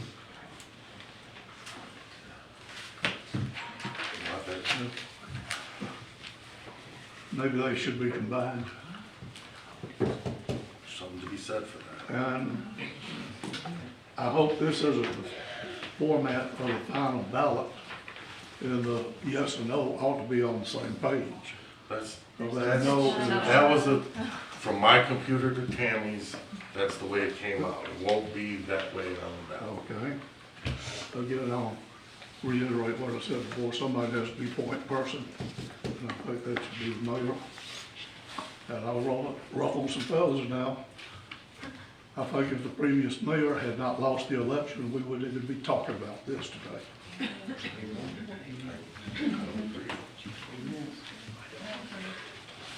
I campaigned Why for didn't- charter change. why didn't you- I know the truth. Why didn't you talk about it a year ago then? I talked about it 2 years ago when I ran, knew I didn't have the votes, and brought it up when I knew I had the votes, and we had 5. That's why. Go watch my debate video. Yes, sir, I'm sorry. John Harrell, 43 First Street. So the citizens know, if this makes it to the ballot, there is 75-word description on what it means. Is that correct, Mr. Attorney? You can have up to 75. Up to 75. So I think what the citizens need to know is, if they take this line out, what does that mean? How does the council operate? How they can tell the administrator what to do? Does each person have the right to tell them what to do, or is every item going to have to be brought before the council and voted on to tell them what to do? These things need to be explained to the citizens. Because I personally, and I sat into several of the meetings, I was the public, and there's several people around town, we don't want a situation where we have a person in a job doing it with no control, that was not elected by the citizens. So whether that's a public utilities director, a city administrator, finance person, whatever, it needs to be explained to the citizens how you're going to operate this way. There's been, in the past, apparently no problem with the CEO, CFO. There's videos going back to that. We, the citizens, need to know, how is that going to operate? And as Mr. Hamilton mentioned, it's pretty tough having one boss. Now you got 5 bosses, especially if the 5 bosses don't agree. So we need to know how is this going to be handled. I would be glad to answer that for you. In my opinion, I believe it will work the same way it's been working since April. Yep. I had 5 bosses when I was the clerk for 6 years here. I had 5 bosses. Okay. I work for the council. All right. Tammy works for the council. Great. That's great. Now, if one boss tells you one thing, one does the other, what do you do? Well, it's real difficult. Yeah, it is. It was difficult for 10 years. What'd you do? That's why we have. What did you Come do? here, you come here. Point of order, please no crosstalk. I'm sorry, that's, No. I draw The that up, discussion- people. He was answering your question, there was another. Sorry. no. Okay. So you know exactly what we're talking about. Been arguing about the charter since I got here in 2013. And you've been here almost 2 years, right? In this position where you've had a vote. And finally had the votes to get it done in April. A year ago, almost a year ago. April 23. Finally had the votes to actually get a charter review done. So you're saying you didn't want to bring it up because you didn't have the votes? I didn't have the votes. I knew I didn't have the votes. Oh, you knew you? oh, Yeah. Okay, all right. Anytime I'd ever mentioned it, I got. Yeah, okay. All right. So y'all were able to talk and get it all together. I didn't say that, Mayor. Okay. You were at the debate sitting next to me when I brought it up. Believe what you want. This is ridiculous. Yes, ma'am. Cindy Dolly, 2703, Highway 28. You know, when we sit here and review these documents, it's black and white. We have removed all personalities, you know, all biases, all opinions. We've just formed black and white information that structurally we can govern a city by. We failed to do that. We've let our government be taken over by a lot of different personalities with different opinions and just created a lot of conflict. I feel like the citizens, we owe it to the citizens, me being one of them, that we are well informed and educated before we go change our form of government. If that means having a workshop, if that means bringing, I'm not about changing the government, about educating each group on the different governments and the impact of those governments, so that we can say, do we intend for that? Is it, you mentioned yourself that one of the purposes was so that you could hire who you wanted to hire. The council could hire who we wanted to hire. Well, if that's the most important thing to the city and the citizens, and I'm not supposed to look back there, then we need to make sure that before something goes on the referendum, whatever those proposed changes are, people really have an opportunity to understand. Yes, we had an opportunity to come and listen to the charters, but we're having a lot of discussion at this point about what to put on the ballot or not, and y'all run this government. So the citizens just have to accept it at this point, you know, because there's a deadline. We have the right to manage our government, to control and have input on what we have, and not let a timeline dictate it. You know, we've got too much personality, too much conflict, and we need to remove that and say, let's go back to our basic needs of our town, and let's figure it out. Let's work together. You know, let's forget what has said. Let's move on. You know, but we're not on track, guys. You know, we need to search our hearts, our souls. Let's just do our jobs. Let's give the people what they deserve.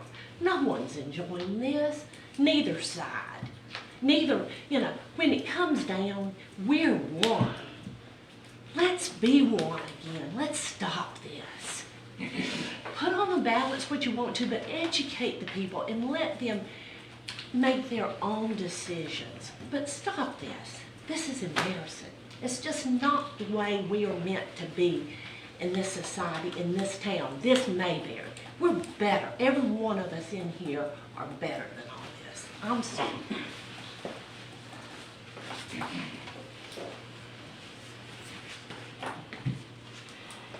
I'd have sat up front if I knew I was going to get up and down this much. Lisa Logan, Maryland Boulevard. I'd just like to clarify for the camera, for the public, for y'all, that what you're doing here right now, as Adrian aptly pointed out just a few minutes ago, y'all are not voting on these issues right now. You're voting on the language to put on the ballot, and the people making the decision on this will be the voters, of whom we have approximately 1,000. Now, the public had the opportunities to come and participate in the charter committee's meetings. It was extremely poorly attended. We are rushing to get this done with the first reading and the second reading in this month because we have to get it to the supervisor of elections by February 1st to get on the April ballot.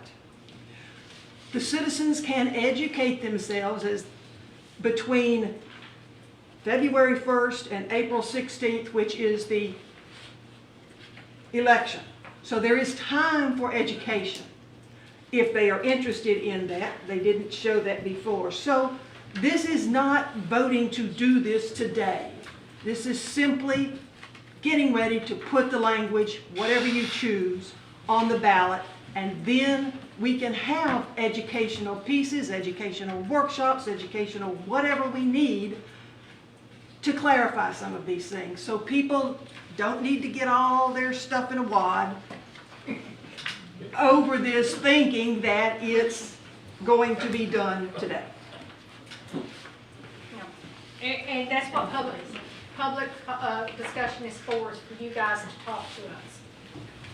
And ask questions. Ask questions of the committee members. Ask questions of the council. Anyone else?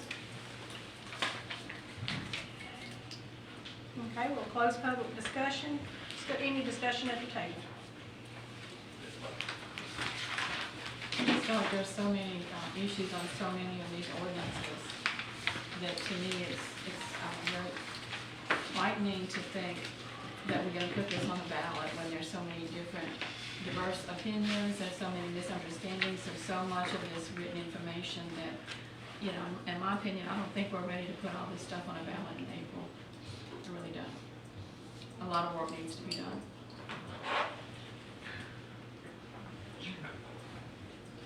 I think we gave this to what we would believe the 5 top citizens or credible citizens in a charter. They took 7 months to put it together. I think we're underestimating what they've done here. They've done a hell of a job. And I even remember those comments early on. So why we're doing all this challenging right now is pretty amazing to me. But I think we gave it to the right team. They put it together. The lawyer's written it up. This, again, it's just for our citizens to make a vote, what they want. It could be a yes or a no. But we had to have a starting point at some point. We worked on it. They took a lot of time to do it.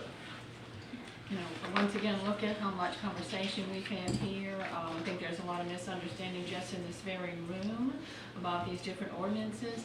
I appreciate their efforts. 7 months is a long time, but this is very important stuff here. And it just seems like we're still not ready. A lot more work needs to be done. I don't think we're ready to put most of it on the ballot. Can I ask you a question? What do you think needs work? You don't like the language? You don't like what part?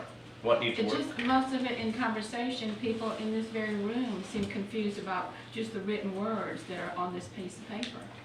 They don't understand most of it, the building heights, the different forms of government. There's too much misunderstanding right here. And we're gonna think, these are people that come to these meetings and they're involved. We got 1,000 people that vote in this town. You think they're gonna come anywhere close to understanding this? I don't. It's kind of up to them. I don't know that they'll ever understand it if we're looking at it that way, because So what's gonna happen, when people don't understand something on the ballot, they vote no for everything. Exactly. then they don't Think pass, about and it. everybody should be happy. They got what they wanted. They didn't Yeah. get approved. There you go. I'm still of the opinion, I'm just gonna, John will speak on it, I'm still of the opinion that ordinance 28 and 828, 829 should be a combination. Or just leave 828 alone. I don't necessarily disagree with that. I kind of agree Yeah, with it too. 828, we just don't do it. We don't have to put 7 things on there, okay? And 829 covers us. If we want a mayor to be responsible and transparent and bring accountability to our city, we keep it like it is. If we do not, we vote no, I vote too. We vote no, and, we vote yes, and we change it. Take that clause out. There is a mayor, form of government, mayor, council, form of government, and it's a weak mayor. That's the bottom line. That's my opinion, and, so it's, up to the council by the second reading if we want to put 28 on there or leave it off. Well, I think we need to decide today if we combine them, right? Yes, you want to do that. I say there's no combining them because our form of government's fine. I kind of agree with the mayor. Yeah. My- And it's my really, whole it's thing- one clause y'all want to get The rid only of the one- power of the mayor. It's no big deal. The The thing citizens that can has decide caused that, all yes the or no. confusion in this Yeah. city is that one sentence. Yeah, absolutely. So we And I'm could, good with either way, it's the citizen's choice. But I think that one sentence is all we really need on it.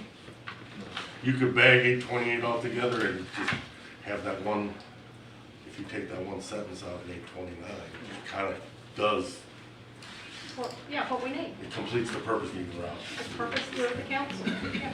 So I would entertain a motion to do away with ordinance 828. We'll Should just- we do that, or how would we do You it? guys just wouldn't, if you have a vote the next time, at the next meeting. At the next meeting, okay? Think about that, that's something we need to consider. I'd like to ask Miss Linda. I'm sorry, no, I'm sorry. You miss out.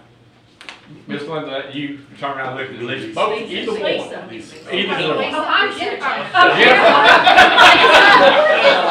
don't know who's starting to. I don't either. Somebody with the tail, stand up, please. Yeah. Jennifer. Jen, I'm sorry. I know it. I know, I just got your name. It's okay. What do you think about that? About? You, Lisa, about doing away with one? I think that my committee needs to reconvene. I hate to go back to that, but As Moby, I was one of the 4 that had the issues on planning and zoning with sunshine laws. And because I'm on this committee and as the chair, I feel as I need to be with my committee to speak to these changes. And I feel that the committee needs to be the one to make a decision as to how we move forward on that. That's my personal But opinion. this is just a first reading, really, this is just. Correct. We can drop it next time. All of the first readings that we are presenting to you, with the exception of one, I am very much behind. That's my personal opinion. And what they're here for, because they're not committee, they're Chairman in here, they're not committee, is for our education on what they did. So they're not speaking for or to each other, for us, just so we are clear. I don't look at it like that. They've not talked to each other about this. Okay. All right, so, any more discussion at the table before we move on? Are we all good? We can think about it, we got it, we've all discussed it, we've heard the citizens, and that's important. Let's move on to our next ordinance, ordinance 830. Charter amendment, add position of city administrator, first reading. Do I have a motion for a reading of ordinance 830 by title only? I'll make a motion to read ordinance 830 by title only. Do I have a second? Second. All right, call roll please. Mayor Miller, Yes. Mr. Smith, Yes. Ms. Hamilton. Yes. Mr. Welly. Yes. Mr. Wolf. Yes. Ready, please. Ordinance 830. An ordinance of the City of Mexico Beach, Florida, calling and scheduling an election upon amendment to the charter of the city, providing for the manner in which such elections shall be conducted, establishing the form of the ballot for such election, providing for public notice of such election, providing for the availability of copies of the proposed amendments to the city charter, providing for an effective date. Okay, open to the public. Get up again. All right, Jennifer Ward, First Street. No, I'm not speaking as the chair this time. In this ordinance, the city administrator, I just want to make sure everyone understands and reads. The language needs to be, in my opinion, a little more succinct. The position needs to be secured. The specifics of the job need to be in the job description. I think the city administrator's position, in my opinion, should be about administering the personnel and working with someone on the budget. I think all of the specifics to their job do not need to be in this wording. Clint and I have gone back and forth on it and discussed it. We did discuss it at the December 7th meeting as well. He and I have conflicting views on it. But I hope that it will at least move forward to adding the city administrator. We do need to secure the position in our charter. We do need to do that. The specifics to the job, what they do and don't do, I think that's a whole nother discussion that would take hours, and that's not for here. So, just wanted that to be said. That's my personal citizen's opinion, not my chair's. Well, stand there for a second. Yes, ma'am. Switch your hat. Okay. Okay. All right. So you're saying, what did your committee say about the wording? I mean, you're saying you talked to Clint, but Clint's not writing this he's writing this for us, not. Well, he said for, yes. Not for himself. Yeah, and he pulled and was given direction from a charter in Haverhill, Florida, which is the one that we like a majority of the verbiage. And we asked that all of the financial parts of that be removed. No, you didn't. I just watched that meeting 3 times, and I put exactly what I was. And I put exactly what I was told to by the committee. Okay, hang on then. So. I don't. You don't have to defend yourself. Nah, just. Because we can make the council can read it. Right, and you guys can make the final decision, but We just need to hear from Jennifer and what the committee wants the council to do. And there were a couple things that were added. The first sentence that was added, forgive me, let me get back over to it. You need a copy? I have it on my phone here. Okay. I'll probably do it anyway. The very first sentence that's read, if you do have a copy, that was something that we felt was pertinent.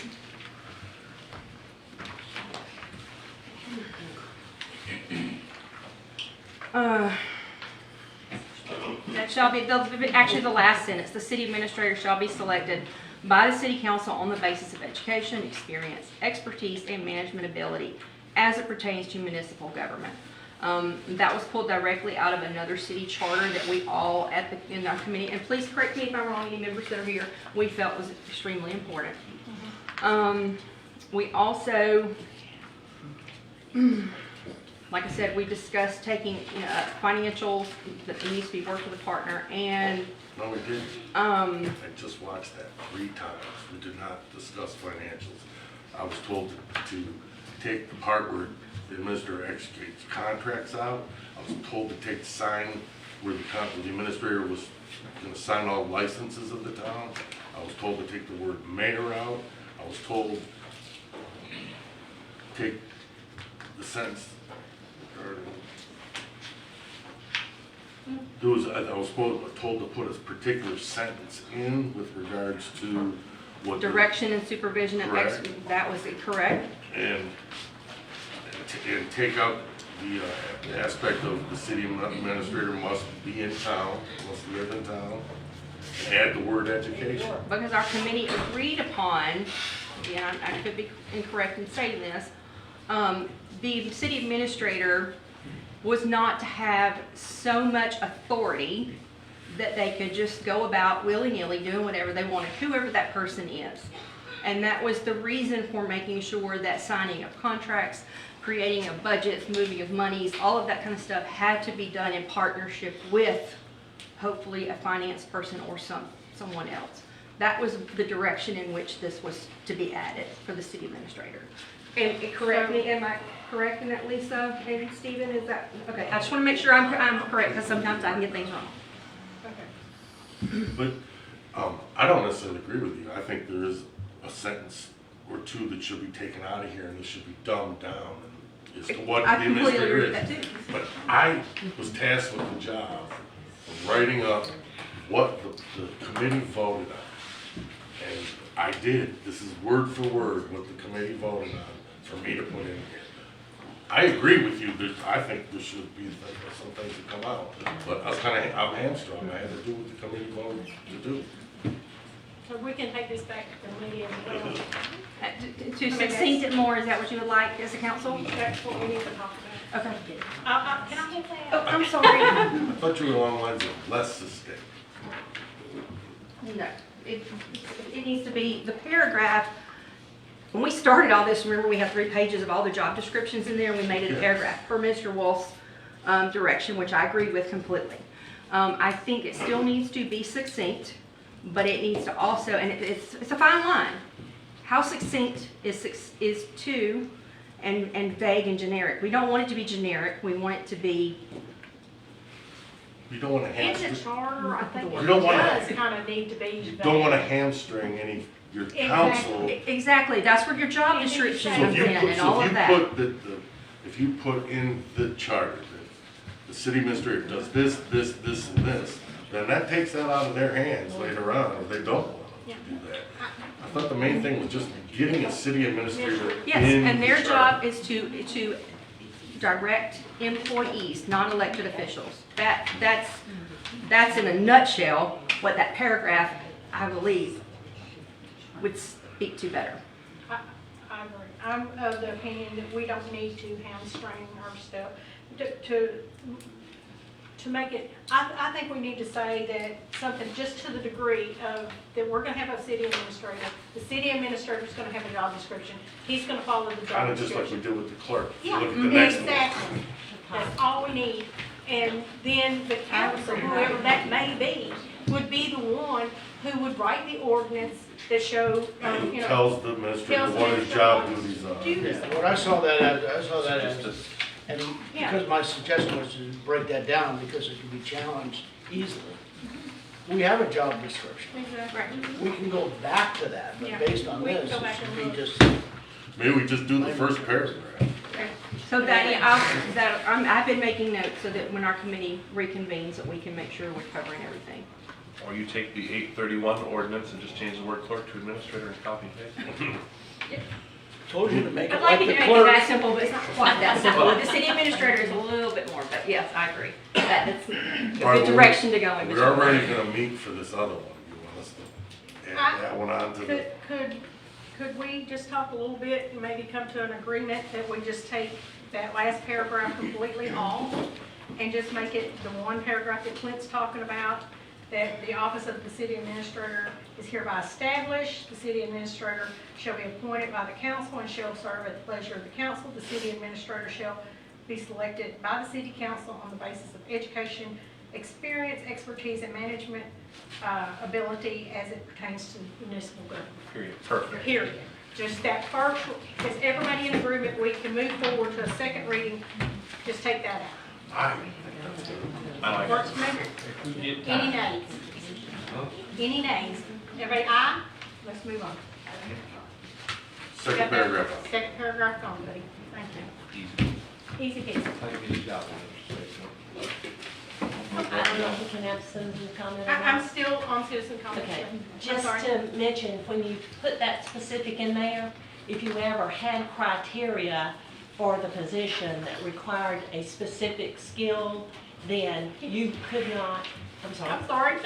I shouldn't let you. if you put, My bad. with putting the guideline, putting the information the way you have now, identifying on the basis by which they're going to be hired, if you made a job announcement and you listed any other criteria, it would be mute. So you couldn't say, No. oh, yeah, it would. Okay. Okay, so on the city charter, it's just saying that we're gonna have a city administrator, and the city administrator needs to have this type of education. So You're just But saying. you're gonna hire them based on That's that. job description, Right exactly. there. You're gonna hire them based on that. No, we hire them based on job description. You're just supposed to look at all those four things. You're going to consider all of that, but you're not gonna just hire them based on that. Correct. Because based on the last hire you did, you didn't use it as the education, or you used other reasons. Well, they, I'm just saying you don't wanna limit person have more yourself. management skill than education, so you weigh those different things. Okay, but based on the criteria you're saying there, you're saying and. So you can't eliminate one or say, I'm gonna weight experience over education. I'm just saying you don't wanna limit yourself. You can if it says Yeah, it but you're in the going to the job description. description, you're not, this is the That's what difference. we hired. They're just saying So, that they take on the that basis into of He doesn't education. understand, he doesn't I understand see human where you're going. resources. I see Okay. exactly where you're Now I'm going. gonna So talk. when you use and, it means you're having to have all of these, Right. okay? So if you use and or, you do not have to have all of Okay, them. that's perfect. Make it Thank you. And or. Yeah. However, basis of education doesn't say how much education. Yeah, it doesn't say. So it doesn't really make 4 it years education. I could have gone to one college course on education. Just basically said that you guys are supposed to, those are the things you take into consideration. How you take them into consideration is up to It's up to the you. council, exactly. But, All right. and or, that makes it simple, right? Yeah. With you. Okay. Any other public comment on the city administrative position? All right, close. Any other discussion at the table? I think we kind of- We removed the last paragraph, we added the word or. Okay, and we'll go to second reading. Okay. Ordinance 231, charter amendment, add position of city clerk, first reading. I'll make a motion to read ordinance 831 by title only. All right, call the roll, Ken. Mr. Wolf? Yes. Mr. Welly? Yes. Mayor Miller? Yes. Mr. Smith? Ms. Hamilton? Yes. You did fine. Okay, read please. City clerk. Ordinance 831. Go ahead, ma'am. I'm sorry. An ordinance of the City of Mexico Beach, Florida, calling and scheduling an election upon amendment to the charter of the city, providing for the manner in which such election shall be conducted, establishing the form of the ballot for such election, providing for public notice of such election, providing for the availability of copies of the proposed amendments to the city charter, providing for an effective date. All right. Open for public discussion. Closed for public discussion. Any discussion at the table? It's okay, Tammy, nobody cared about the. Nobody clerk. cares. Sorry. I'll just deliver It's okay. I think we're pretty clear on that. Okay.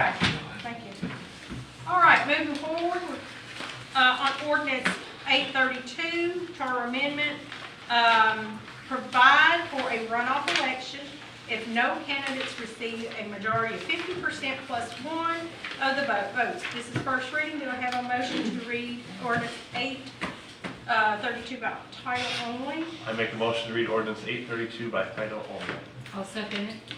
Okay, call the roll. Okay, Mayor Miller? Yes. Mr. Smith? Yes. Ms. Hamilton? Yes. Mr. Welling? Yes. Mr. Wolf? Yes. Okay. Ordinance eight Oh, thirty-two. sorry. You may read. An ordinance of the City of Mexico Beach, Florida, calling and scheduling an election upon amendment to the charter of the city, providing for the manner in which such election shall be conducted, establishing the form of the ballot for such election, providing for public notice of such election, providing for the availability of copies of the proposed amendments to the city charter, providing for an effective date. Open for public discussion.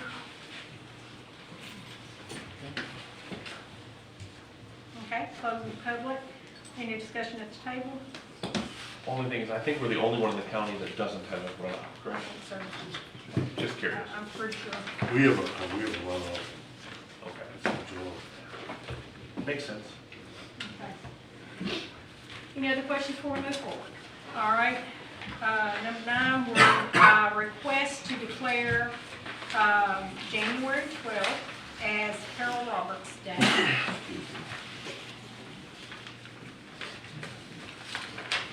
Okay, we're going to open for public discussion. Anyone have any public comments on proclamation for a January 12th Carol Roberts Day? Closing. Any discussion at the table? You know, maybe Chris could give us a description of who Carol is. Carol Roberts is a longtime employee of the Chamber of Commerce here in Bay County. And she's been there, I believe, for 47 years now. And she's getting ready to retire. But she was originally hired at the Bay County Chamber of Commerce as their receptionist, has worked her way up through the ranks to where she's been the CEO and president of the Bay Chamber for the last 15 to 20 years. She was promoted up to that position when I was here last time. I don't remember exactly the year, but she's just done a lot of work for Bay County, recruited a lot of businesses here to Bay County, tried to improve the image of Bay County, and been a great ambassador. And so with her retiring, the Chamber of Commerce has requested that all the local governments declare January 12th as the Carol Roberts Day. And I thought that would be a nice gesture for her and all of her service that she's done here for Bay County. And it's also a surprise that she's. Yes.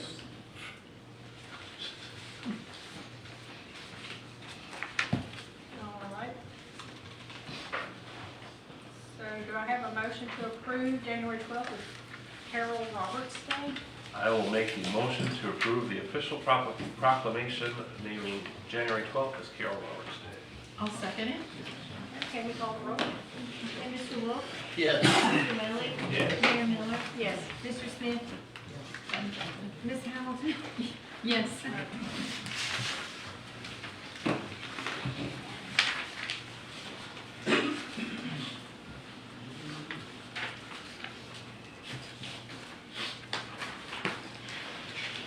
Pass that to Tammy, please. We already voted. Thank you. We got Carol. I know you're a long way. Okay. Financial report, city administrator. Texas financial report, this is something I worked up based on the input from Mr. Wolf at one of the recent meetings.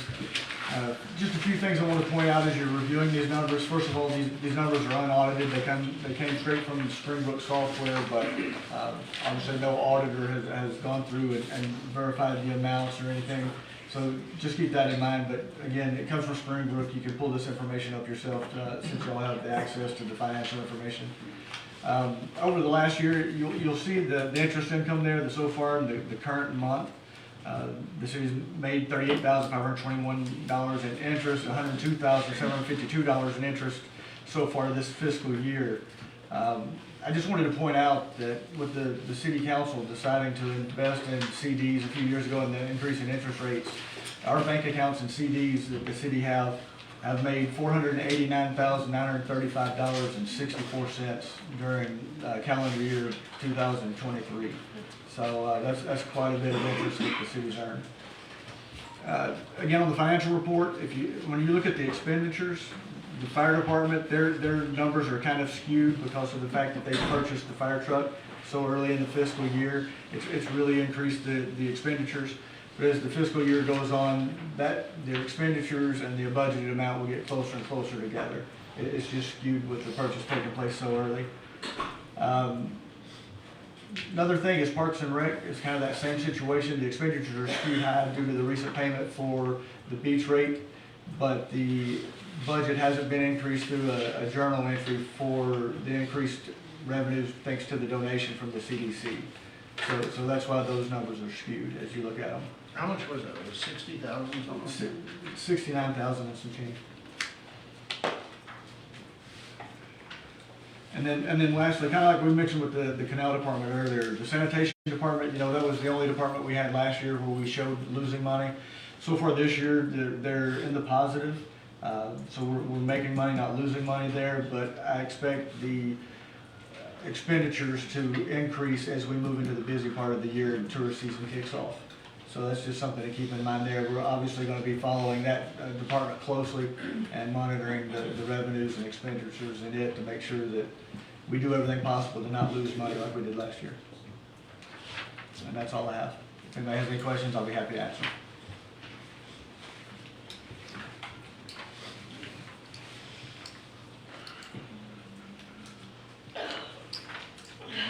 Okay, so open to public discussion. Go ahead.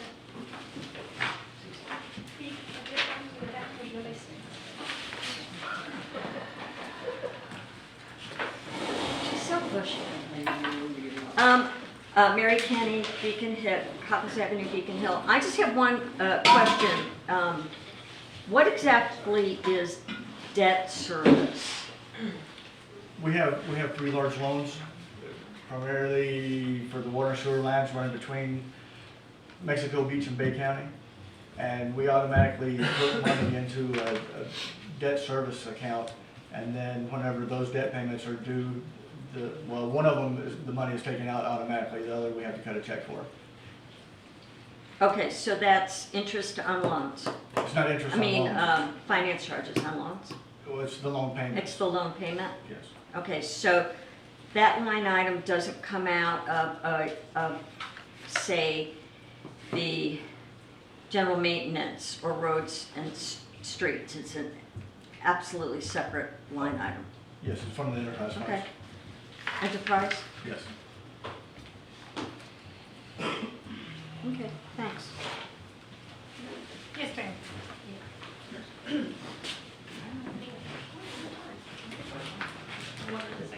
I know I'm not from around these parts, although one of my friends in Mexico Beach did tell me I could move in with them, so if that helps. But I'm really surprised that the city would pay for beach raking $69,000. Do your beaches put heads in beds? Yes.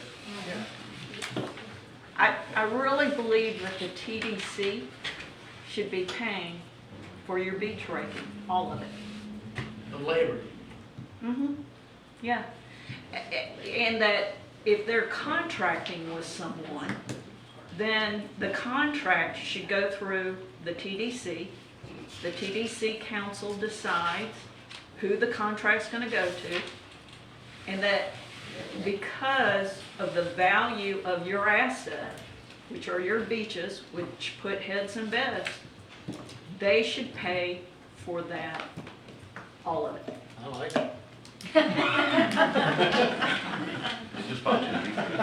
That's from out of the I'm all in.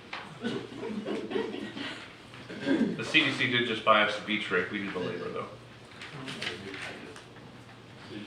They do give us a certain amount of money. They give you money every year towards it too, yes, yes. But you still are paying $69,000. No. Where's that number coming from? Pardon me? She's looking at the number that's on here. I'm sorry? That's for That's what? an actual beach rate. The CDC gave us the money for that. 69,000, we bought it, they gave us the money for it. Okay, so are y'all paying for any beach raking? for the labor, for them to drive there. Hey, Chris, you may want to mention that Kimberly also pays us when we rake it. Yeah, I brought that up. They pay us money. Okay, so the city of Mexico Beach is paying for no beach raking. No, we're not saying that. CDC gives us some money to cover the cost. Okay. But we They can't- should give you all the money to cover the cost. So but you're assuming that our citizens don't use the beach? No, what I'm assuming is that you have a beach that is an asset that puts heads in beds. And because of the statute, they should be paying for all your beach raking. Right? They benefit, basically, They they benefit from our having people here on our beaches because they get the bed tax. And we get a little teeny tiny of it, but teeny tiny. Yeah, probably what we don't have here is that number, whatever that labor is, if it's 20,000 or 40,000. We may be paying, they may be paying us 30, and we don't even know it, I guess. Well, We need to find know out. the numbers. Yeah, right, we need to know the numbers. Need to know the numbers. We just The beach numbers. rake when we need to beach rake. We Yeah, don't maybe beach you don't. rake on a regular basis. We beach rake carefully. Don't we, Tom? Any other public comments? Yeah, I do. Yes, ma'am. I'm sitting here talking to Kimberly right now, and according to Kimberly, show Julie Gardner, Mexico Beach, Kimberly said the CDC offsets the city's cost for labor and materials on the beach raking. Correct. And they also pay canal dredging offset costs as well. And there has been times, I mean, as recently as last year, where the CDC has agreed to pay, to purchase dredge pipe for the city. So, I mean, they give us money consistently. And it's usually what we request. I mean, we usually make a request every year for how much beach raking it is, and then their board meets and decides if that's what they get. Just like the beach rake we just got, we asked the CDC for a contribution, and they paid for the whole thing, instead of just part of it. And the CDC budgeted its other items, because I know you all had budgeted to purchase garbage cans for our parks. Right. And we purchased $5,000 worth of garbage cans for the parks recently as well. Now, if you have a way to track exactly how much you spend on labor, we'd love to see it at the CDC. We've talked about it. So you can show us what you're spending, but be careful, you might be getting more than you're paying. All right. Anything else for the public comments or discussion? All right, we'll close. Any other discussion at the table? All right, let's move on to item 11. Engineering firm, RFQ. Mr. Hubbard. I believe, I don't remember if it was Tammy or Julie that passed out the score sheets for the engineering services firm. So as you look at those, Panhandle Engineering was the top overall pick, followed by Anchor CEI, and then Florida Architects were number 3. So it's your top 3 out of the 7 that submitted. Open public comments? Public discussion?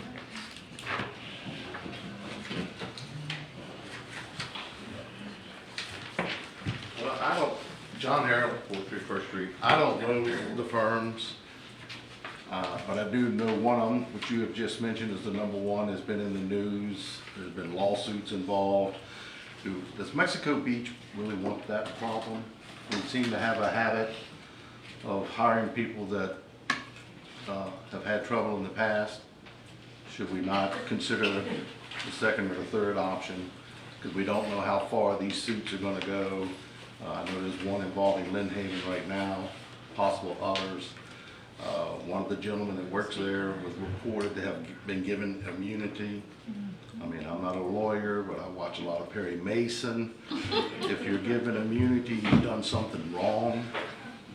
So this is something we might want to consider before we pull in, especially if this one was rated number 1 on your sheets. Just give it some consideration, please. Thank you. Yes, Jerry Parker, Beacon of Bay County. I can speak to this situation with Panhandle Engineering. Chris Forehand, who is the owner of Panhandle Engineering, did receive immunity. I have his immunity agreement. I have spoken before the council in the city of Lynn Haven, and the gentleman is correct. You get immunity for doing something wrong, not for doing something right. I would highly suggest that y'all consider somebody else. Thank you. Yes, ma'am.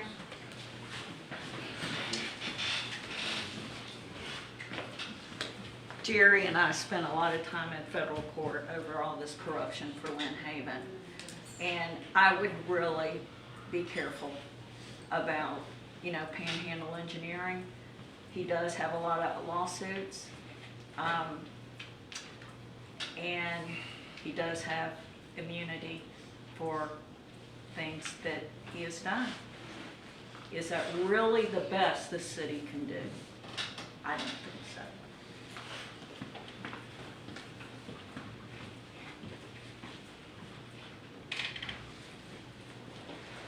Any other public discussion? I wanna know why she never has to give her neighbor's address.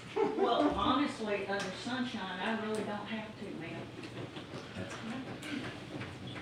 All right, so, any other public discussion? Yes, ma'am.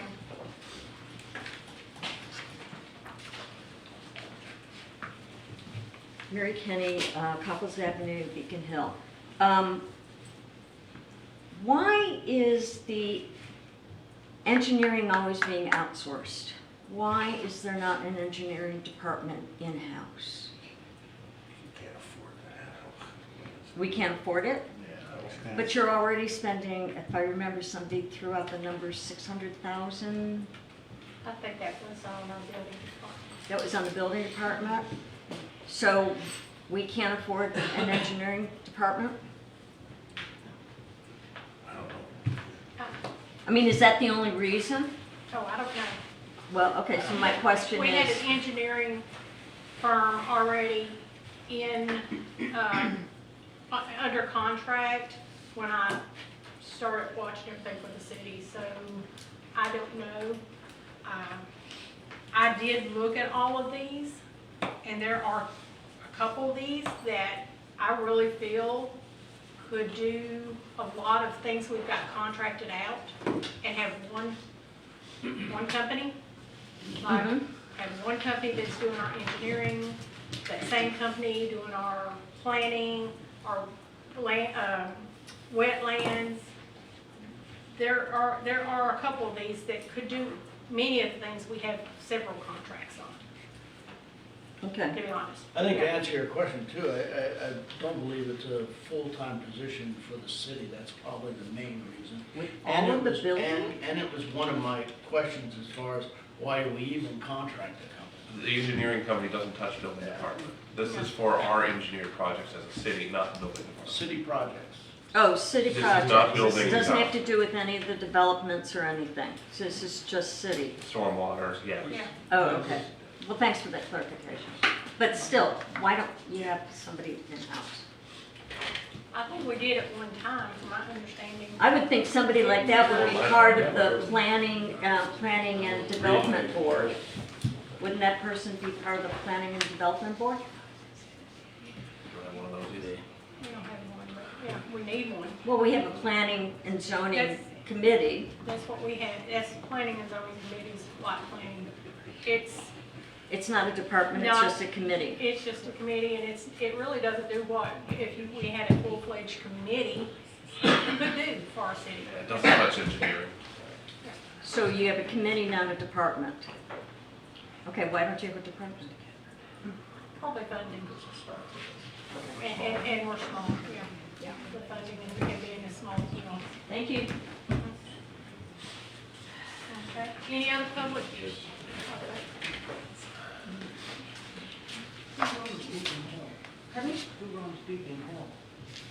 Lisa Logan, Maryland.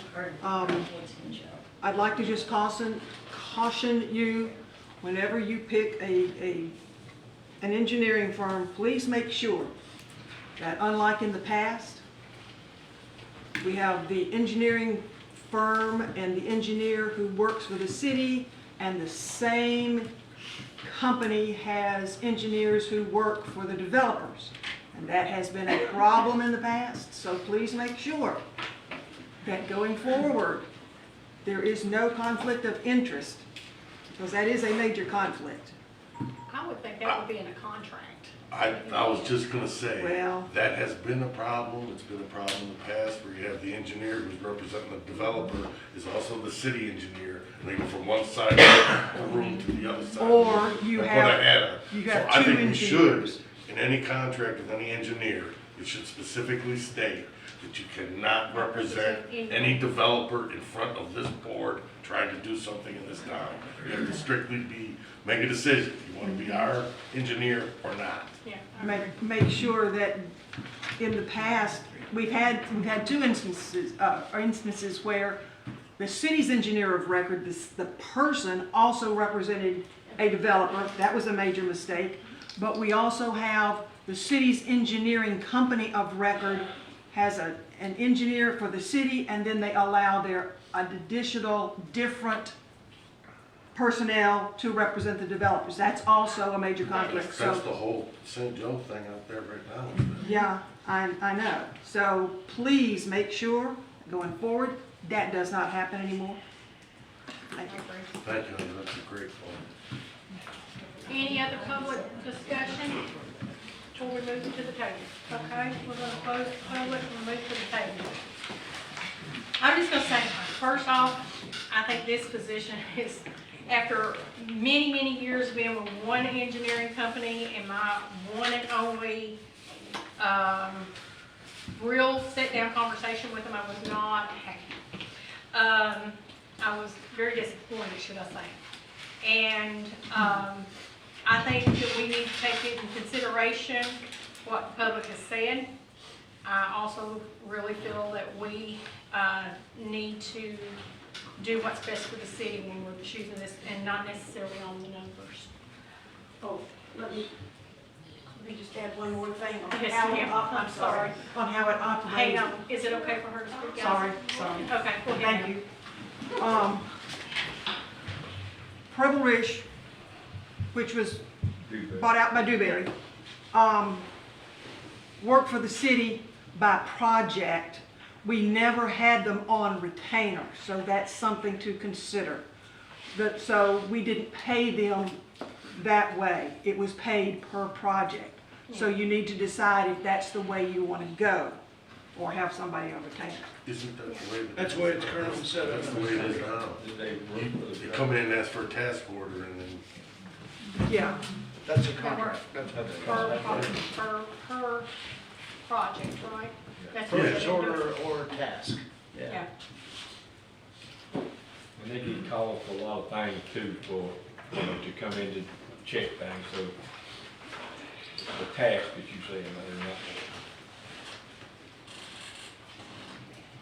One more comment on that. I mean, how would you keep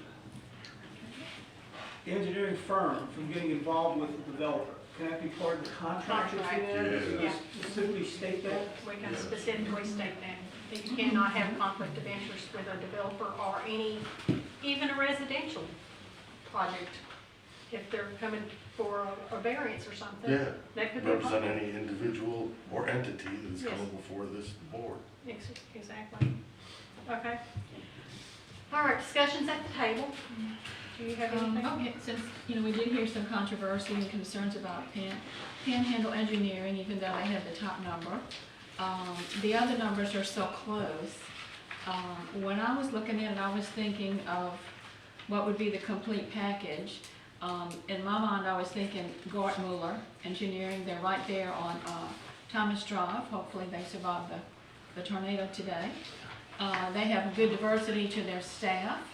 I think they're just the complete package. They've done a lot of stormwater management experience. They have worked on lots of road work. They have highly qualified people. A lot of the engineers have PE behind that name, which I understand that means they have more experience. They've done some local work down Highway 71. They've done work on 30E and 30A, work towards the Cape. And they have a lot of experience in stormwater management, which is, of course, is a big concern in our town. but I like the fact that they were local as well and had local experience. I mean, I look at, I Panhandle, and I know about what all, but they are sure a good company, if you look it up. And I know everybody's got blemishes, but, they do a lot of work around. So, to me, they might be. Again, we want to make sure we're doing what's best for our city. We have enough drama here. We have enough drama here. We do not need to create any more. You got anything? Yeah, I'm good with going to the second choice because they weren't my first choice. My first choice was Anchor CEI. She's local in Panama City, has worked here in the past. I thought they all had good references, good project history, and that was my #1 pick when I scored. And that's the #2 on the point total. Do we have our sheets?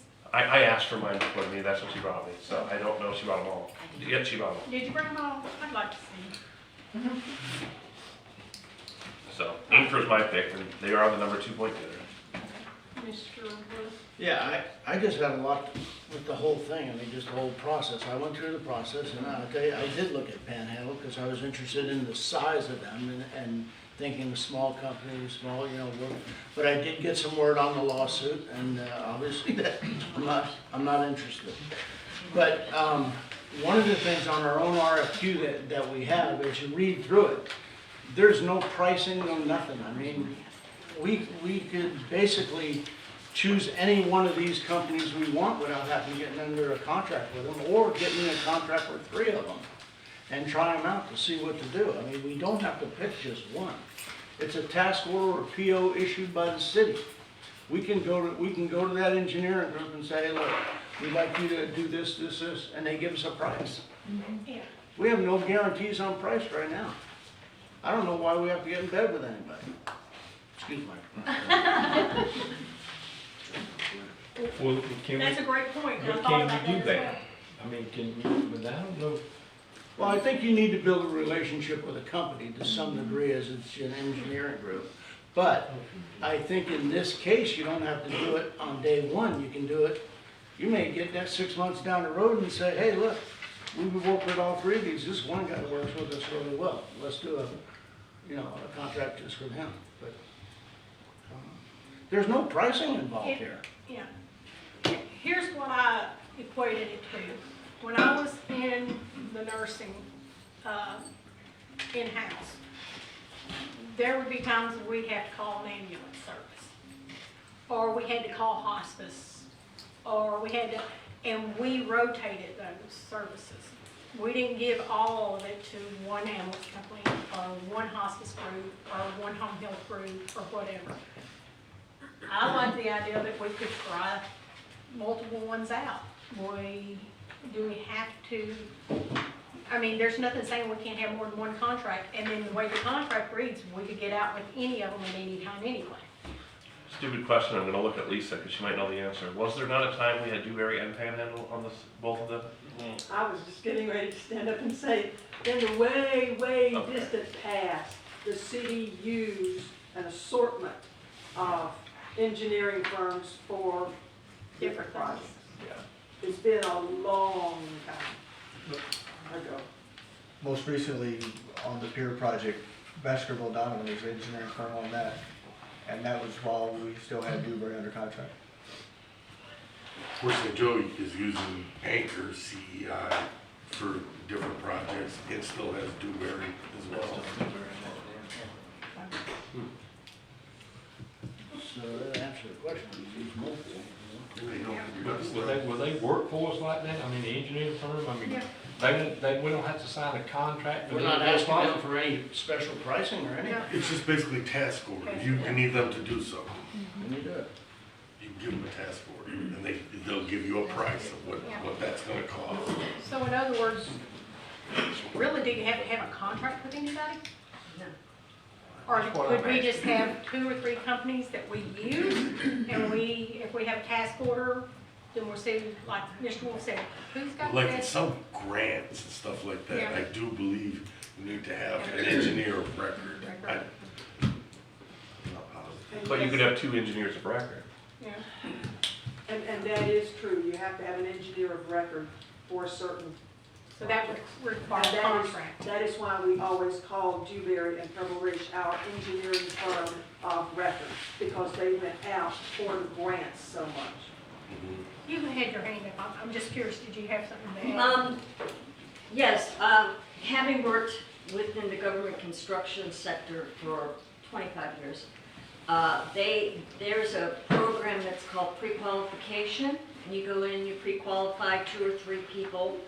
You set up your pricing, what your percentage rates are going to be, and also if you have to deal with Davis-Bacon, you set up those kind of things, and then you rotate those 3.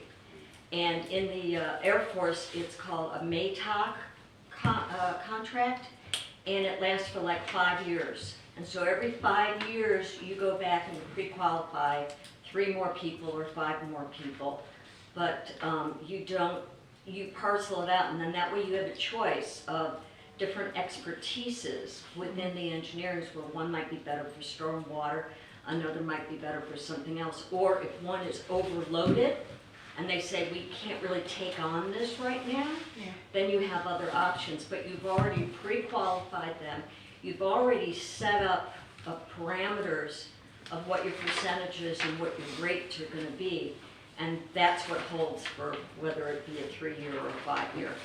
So you can go with the MATOC or you can go with the pre-qual.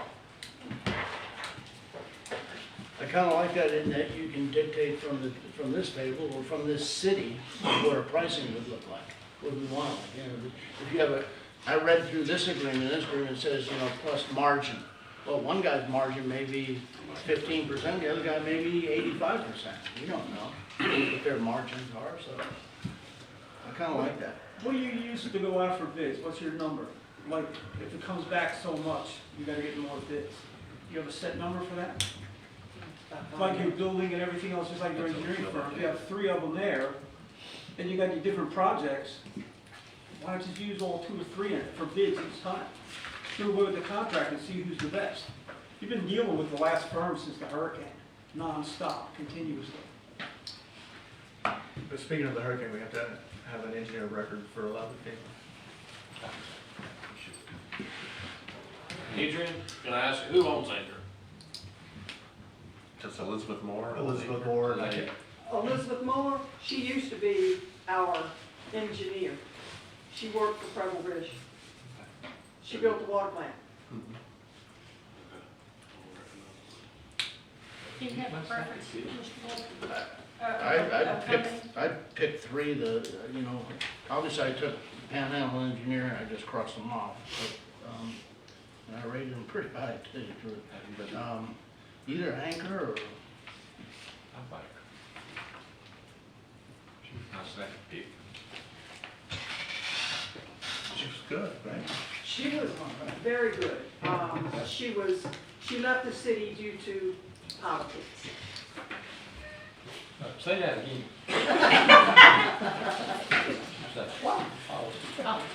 Politics, yes. Politics.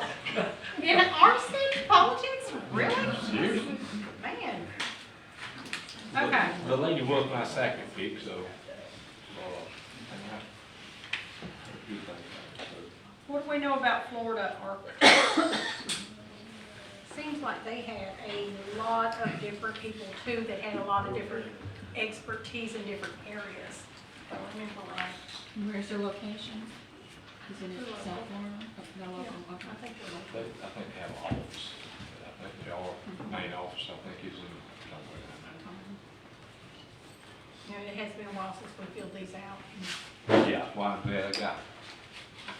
So what we're saying here is we don't have to choose just one, that we can be more diverse and give different engineering firms a chance. Where you could just choose one to kind of have as an engineer of record. We have to have And one then on the record. they put out, like when you get a certain project, put it out the bid to the different ones. You gotta have one for FEMA and one for grants. For grants. Gotta have one on there. Right. It looks like my second choice, well, my first choice had been Panhandle, and then went back and like, no, that's not a good fit for our city. Infrastructure Solutions, I think was my second choice. It appears. So they must have had something going on. They might have been the ones instead of Florida Architect. And I will say that I did not give them a fair shake because there were 3 companies that did not follow the RFQ and did not send in the number of requested proposals, and I instantly disqualified them. And that was me. So, and that was one of those 3. So I can't talk about their proposal because I didn't fairly score it. So, are we moving forward the agreement of maybe the next top 3 on here, which would be Anchor? What is that, Gordon? And Florida Architect? I think. Those are the 3 top. Ms. Hamilton said that, Blummeyer was in. They're both go there, So that's a plus. Thomas Draw. Yeah. Is that the only office they have, or he's just this is a statewide company? I mean, I looked at it too, I can't It's just remember. Panama City. Just in And it's Panama been City? in existence for over 20 years. And, you know, many of their engineers have the title PE, which means they're more experienced engineers. So that's a good asset. We have a good diversity of staff. I'm okay with going with them as number 1 or number 2, it doesn't matter. I think number 1 for me. I'm all right, so. I mean, So we have 3 that want to go for Guatemala. I always get nervous about not following the score sheet because if somebody were to challenge you, the score sheet's important. I know we all agree to knock out the first one, and the second one for score is Anchor. I think. I like the lady. She used to be here, she's sort of knows our little town. But I'm not opposed to both.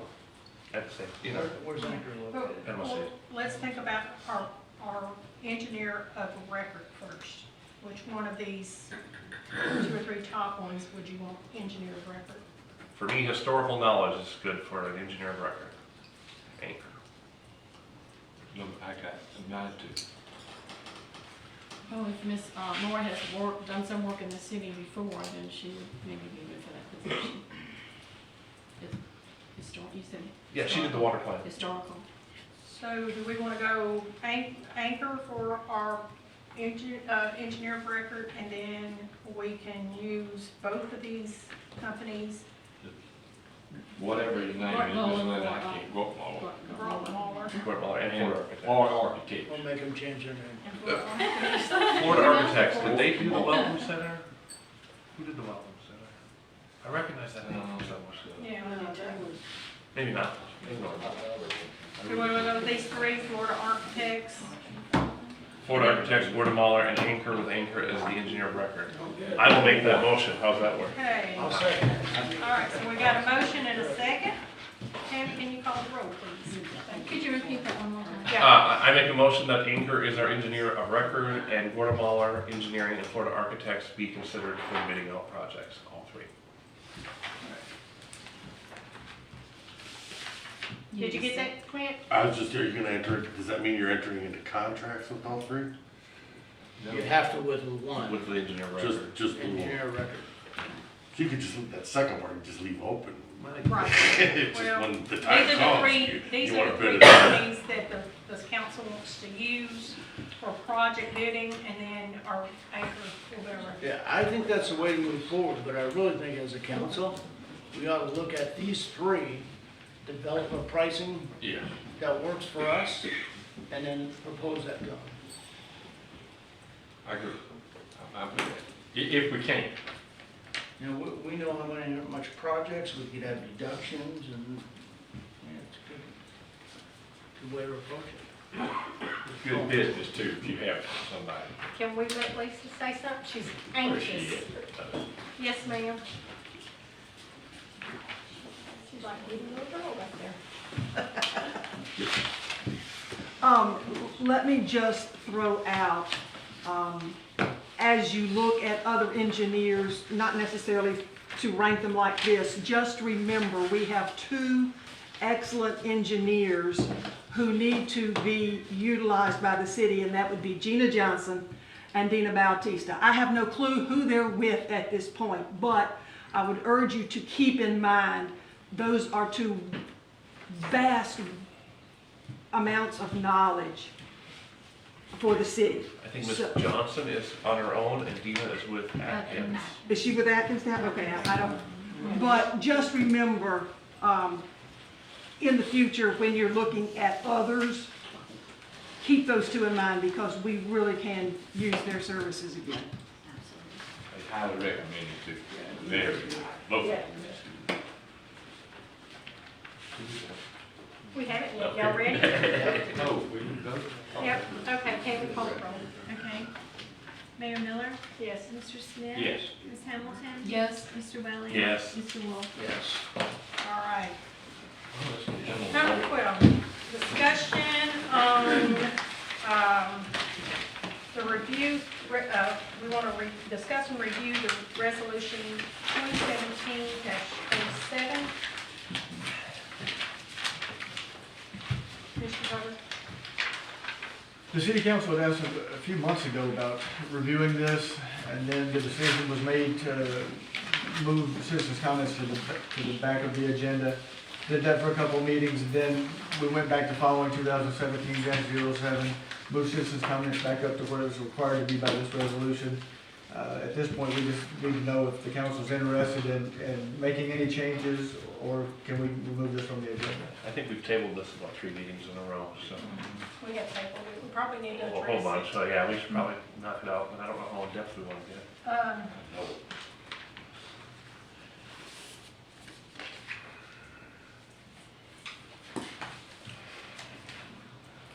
What is our main concern here? Is it just the order of business? Pretty much.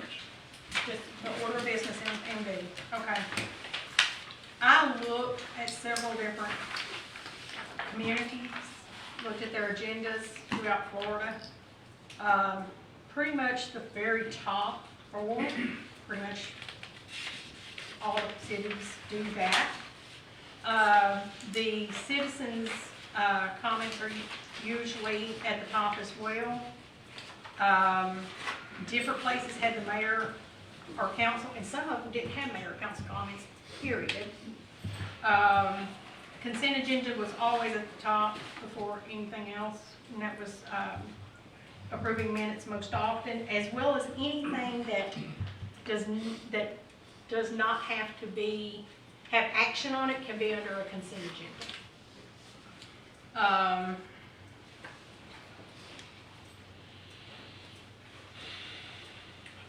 Old business, new business to me makes more sense because a lot of those had, here's our old business so we don't lose track. What do we still have out there that we might want to vote on or might want to discuss?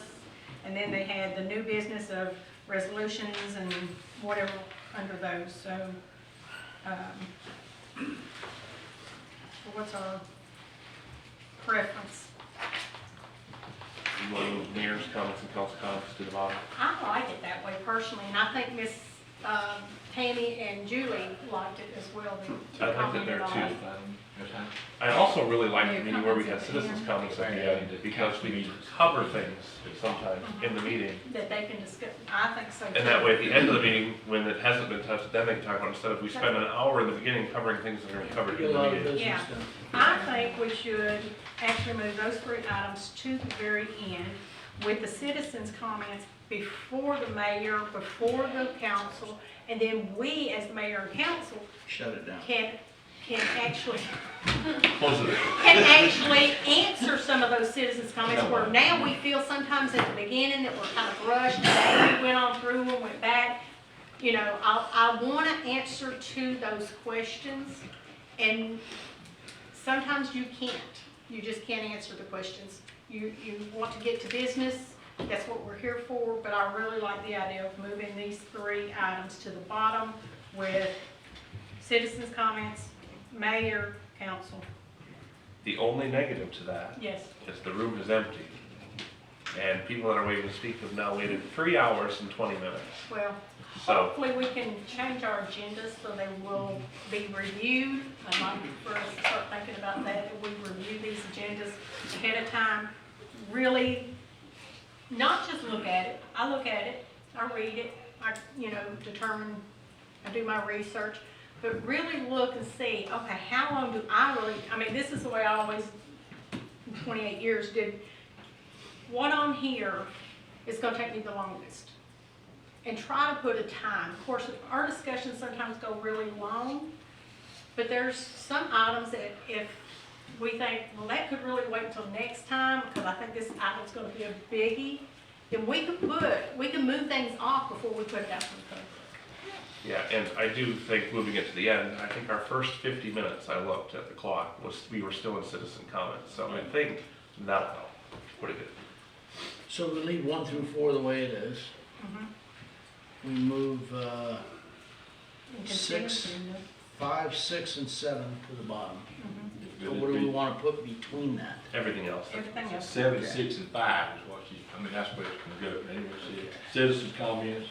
You want the Mayor citizens and comments the council. first, Yes, citizens first. and then the mayor and the Mayor council. and the council. After department reports. Yes. And then, you know, several of these are not always on our agenda, so do we want to get rid, I mean, Well, I think you don't have to put them there, but if they do come up, like if there's a Right. planning and zoning item, That's then we the know where way it that goes. we- Okay. yeah, that's what I'm saying. We, you know, we could I have think we should this. amend this resolution though to reflect. Yeah. Yeah. So 1 to be roll call, 2, 3, invocation, subdivision, 4 be roll call, then we jump down to 5 citizens comments. Is that right? No, you jump to No. consent agenda. Consent agenda 8. Okay.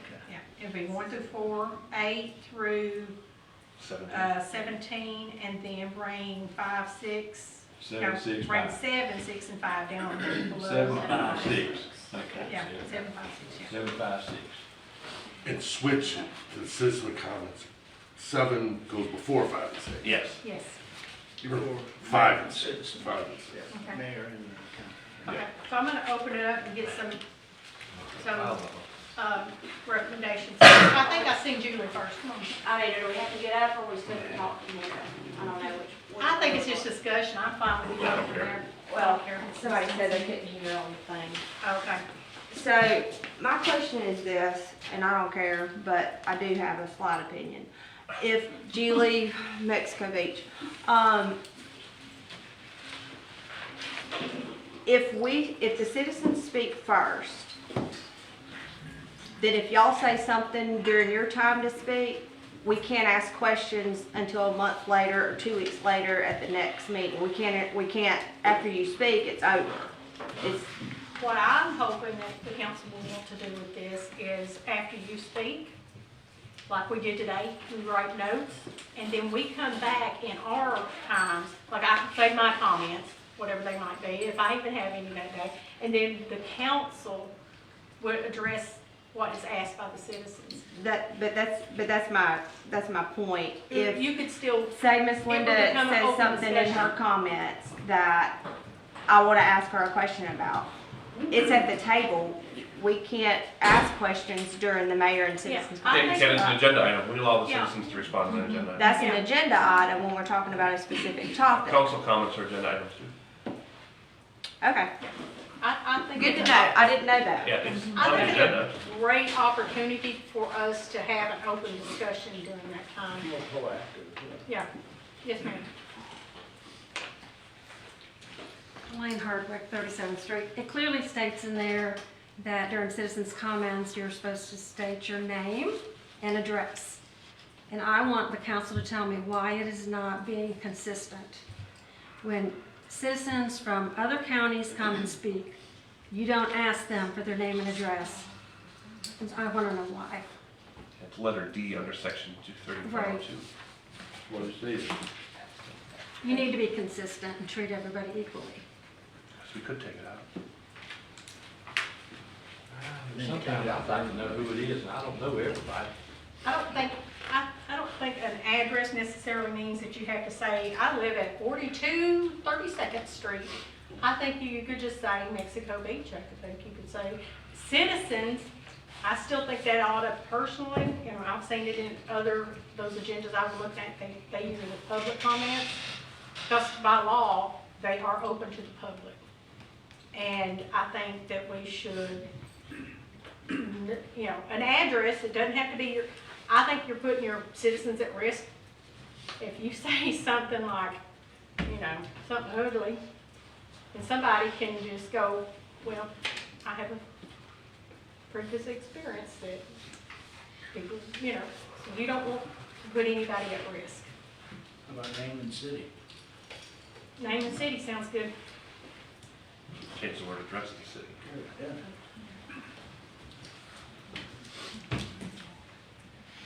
Can we legally do that, Clint, since you represent those cities?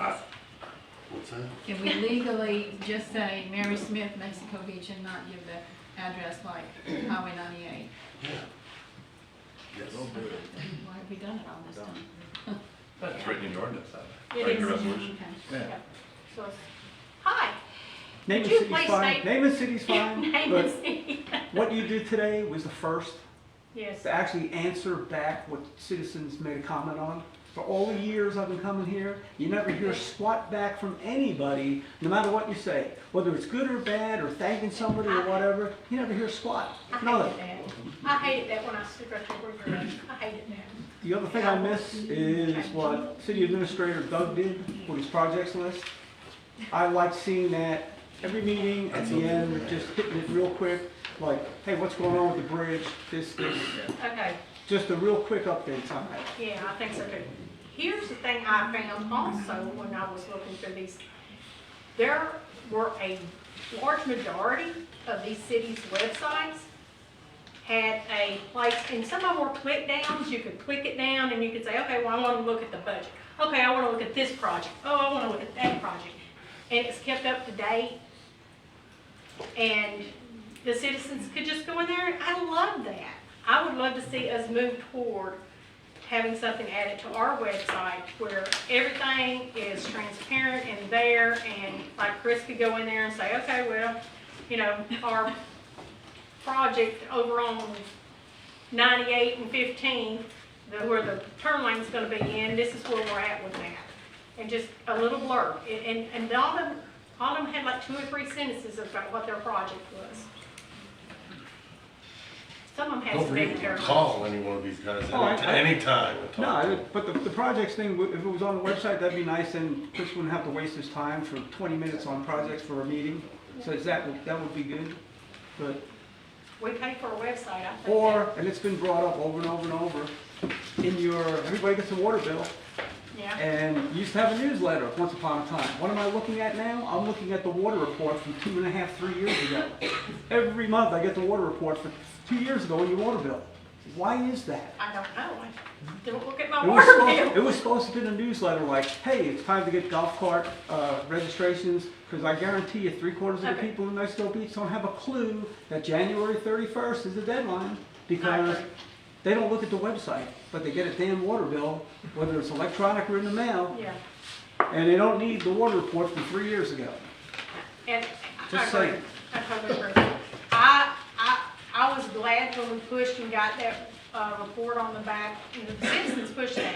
Got the information on the back of the water bill, and it went for a long time to the young man that they hired to do it, graduated or did something, and he's no longer doing it. It doesn't have to be in color. It doesn't have to be, it can be a list.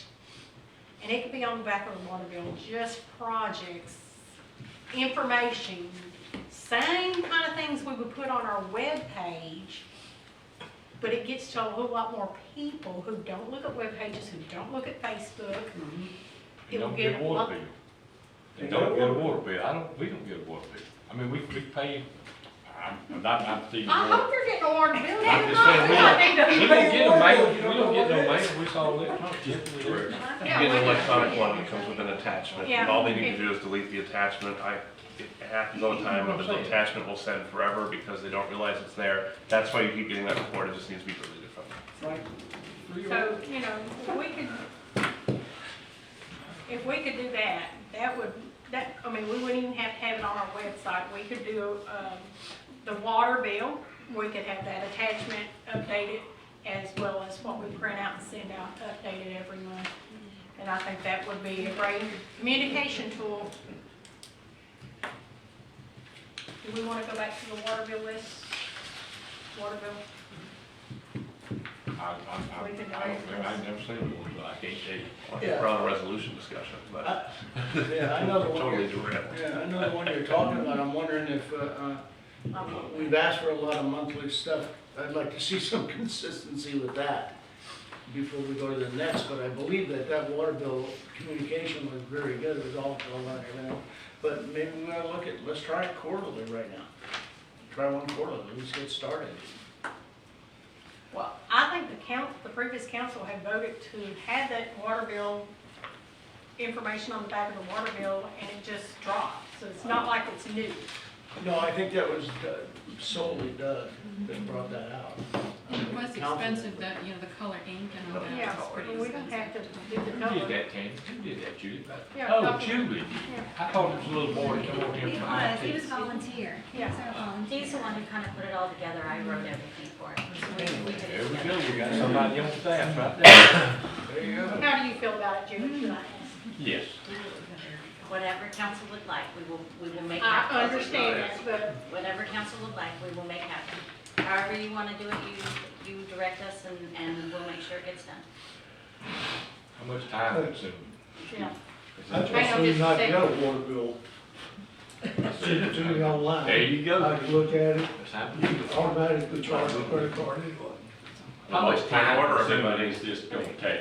Point of order, can we get back to the agenda, and what we're actually talking about, and not this? We have an agenda topic here. FYI, my battery's about to die here, so it's supposed to be on Facebook. It's about to die. Let's go. Okay. We'll never make I don't think you even need to put, just as a consensus, you need, want me to amend resolution 2017-07 to move those things that we discussed before, and then, section 30.02D, just change it to name of city, not address. Right, that's on this. And that's it? That's it on there. Yes, ma'am. Very quickly, please put on your next agenda, this has to do with resolution 2017, but it's not about the agenda itself, but on the next meeting agenda or coming up, workshops. We need to go back to workshops, and I would ask you to put that for discussion on your agenda. Okay, Chris, can we make sure that gets on the next agenda to discuss what? Thank you. Thank you, Lisa. Is it about the resolution? Yeah. Okay. Is it something? Well, it's, Go ahead. it's again my attention to verbiage. Yes, ma'am. And item number J, Go disruption. ahead. Just say your name. Mary Kenny, Beacon Hill. Okay. Item J, disruptions and misconduct. Those in the audience are asked to respect each speaker, and disruptions, blah, blah, blah, are prohibited. I think that the word audience should be changed to read those in attendance. Okay. So therefore, everyone, not just the audience, but the council members and anyone else in attendance are subject to appropriate behavior. Okay. Do you see that, Clint? I do, But per Robert rules, there's a way to remove a council member that is different than a resident or a citizen. Well, that's or why I an just audience said member. those in attendance rather than those in the audience. It's just for So then you're in audience. attendance. But we are removed by Robert's rules, not by this. We as council members get removed from this meeting according to Robert's rules. I'm not asking about being removed. Well, that's the paragraph you're talking about. Oh, okay. Thus assembled shall be asked and required to leave the meeting. That's simple. We do vote at this table. Where does it say that? I'm sorry, I'm not seeing that. The last sentence of that paragraph? Very nice. That, or conduct that interferes with the orderly considerations and deliberations of the council thus assembled shall be asked and required to leave the meeting. I don't think that changes anything, If but this is- whether you say audience or attendance. This is just dealing with the audience, it's not dealing with anybody else. I know, Right. but when you're talking about disruptions and misconduct, as we all know, it can be more of a blanket situation. And we can't, we'll have to go back on that wouldn't be on We this. said, well, yeah. Yeah. I mean, whether, I like the verbiage of attendance, that would be the people that are attending. Yeah. But, that's up to the council. Attendance, you leave it up as is. Leave it as is. As is? Yep, as is. She's back. No more than. Okay, departments. Batteries dead. Tommy? Public Works. You're up. Tom, hurry up, you want to go home today. At least I think 11 o'clock is fine. Okay, yeah, really. It's a good way to look at it. Two things I just want to let everybody know. Number one, we did get Christmas decorations all put down yesterday before the storm.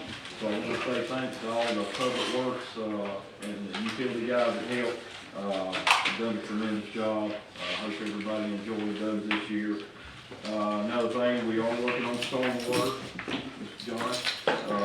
So just let everybody know, we do know there's issues, and we've been out since this weekend trying to get some of those took care of. Another thing I want to let everybody know, our new dredge is done. They will be bringing it over this way the end of this week, so we will have our new dredge ready to go. Also, if you've noticed, went by Sunset Park, we got a big chair sitting down there now. Waiting to get a logo put on it so for all the people to enjoy. Go by and get your picture made and have a seat in it. When are you gonna put the sign up? Hopefully, maybe this week. Also, if you've been by Parker Park, yes, we got our new playground in, big hit. A lot of kids been playing on that, so that's gonna be a big asset for the city. But I'm just kind of giving you positive things, Also, 7th Street, under the Palms Park, we're working on our new pole barn. You go down there, that'll be for picnicking. We're gonna put picnic tables under there, barbecue grill. So that's gonna be another nice addition for the city.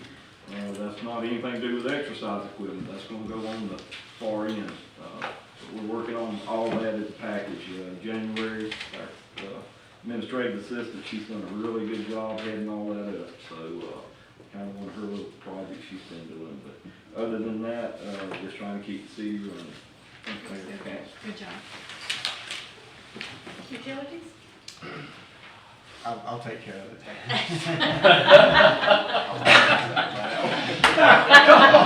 Come on, Gary. Okay, in December for utility department, there was 94 locates, 10 line breaks, 20 reconnects, 360 rereads, 10 lift station checks, 6 new installations, and there was 3 times where they had to respond out to the pump lift stations. Biggest thing right now for the utilities department is that they've begun a lead service line inventory where all homes built before 1986 will need to be verified in the field. And I know they've been working hard on getting that. They've contacted the property appraiser's office, and right now in Mexico Beach, there's 272 homes built before 1986. And so every one of those will have to be dug up and determine whether or not that they have lead connections. Okay. So, again, that's already been started, and they're working on that. But if you see the guys out digging up around your water meter, then that's probably what it's about if you haven't reported a leak. Other than that, some big news for tomorrow is that Mexico Beach was recently noticed that our haloacidic acids were too high, and so we should be sending out a public notice to let the citizens know that. There's nothing that you have to do, it's just that we recently had to adjust our system to take out some of the byproducts from the treatment process. And whenever that happens, it increases the amount of the haloacidic acids. And so that exceeded the state mandated number, and we'll be addressing that over the next coming weeks. But again, it's nothing dangerous, it's just something that we have to notify the citizens about. That'll be going out tomorrow. And that's all I have for that. How's that going out? How are you gonna notify the citizens? Well, it's all gonna be on the typical way of notifications, plus our website, Facebook. We notify the media so that they can report on it. So no letters or emails or?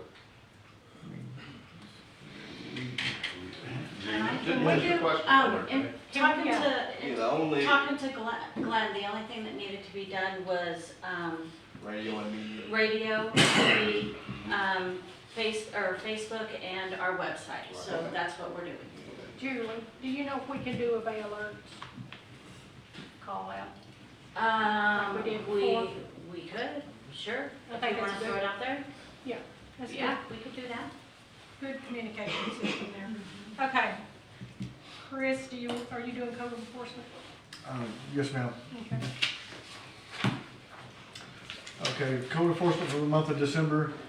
She sent out 13 certified letters regarding overgrown lots. 7 of those lots have already been cleaned. She assisted with closing out the books for 2023, replied to several lien search emails on various pieces of property in Mexico Beach, issued 4 to 5 courtesy violations at the city's boat ramp, worked with the building department to issue stop work orders. There was one a shed that was being built, 2-time had the permits. She had to take pictures and report all that information back to the building department, and then had to go out and inspect several fence permits, get those approved, in addition to just the day-to-day stuff that she does there at City Hall. That's all I have there. Sheriff's report? I provided y'all a copy of it, but We here we go. appreciate it. Call for service for December is 162. Miles patrolled 9,370. Traffic stops 49. Citations 2. Warnings 42. Arrests 3, which one of those was a serviceable warrant, and the other 2 were criminal traffic, and there was no traffic accidents this month. Can we put this on the, Yeah, this to our Oh, yeah. paperwork when you, yeah, just as a report, it should have been in the packet. I just got this today. I've been gone for 2 weeks. Oh, I heard. You have a good time? I'm gonna leave again. Okay, thank you. You can just add that to her. Looking at him, tell him to make it Okay. Whoa, okay. You have orders to make it fast, Sandy? I have orders to make it fast. Cool. We got a new fire truck outside. Everyone go home. Look, real quick. We had a great response to our toy drive. Thoroughly enjoyed it. It was here Christmas Day. Loads of smiles. Whatever donations we had left, we took to Northwest Florida Health Network, which is basically an adoption board to all intents and purposes. And one of our council members is actually involved with them. I didn't know that at the time. I found it out today. So they've got a thank you note here for that. So that's where those extra presents and so on and so forth went. You heard that we have somewhat stretched our budget and have like 52% of it left. Reason being there's a $400,000 truck parked outside here. The nice thing is we get that $400,000 back from state. So you will see it driving around town. It won't be in service till we get all the equipment. We are talking somewhere in the region of the next 6 to 8 weeks by the time all that arrives. And hopefully by then we'll have all our training done. Basically that's it in a nutshell, unless you've got any questions for me. I just want to say thank you for the presents.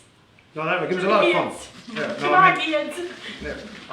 I thoroughly enjoyed it. You see little kids running up the doors, big smiles, high fives, all the rest of it. It's, I have to it's say, what I Christmas had is all my about. granddaughter over here with me, and Sandy grabbed her and said, "Come on, go look at the toys."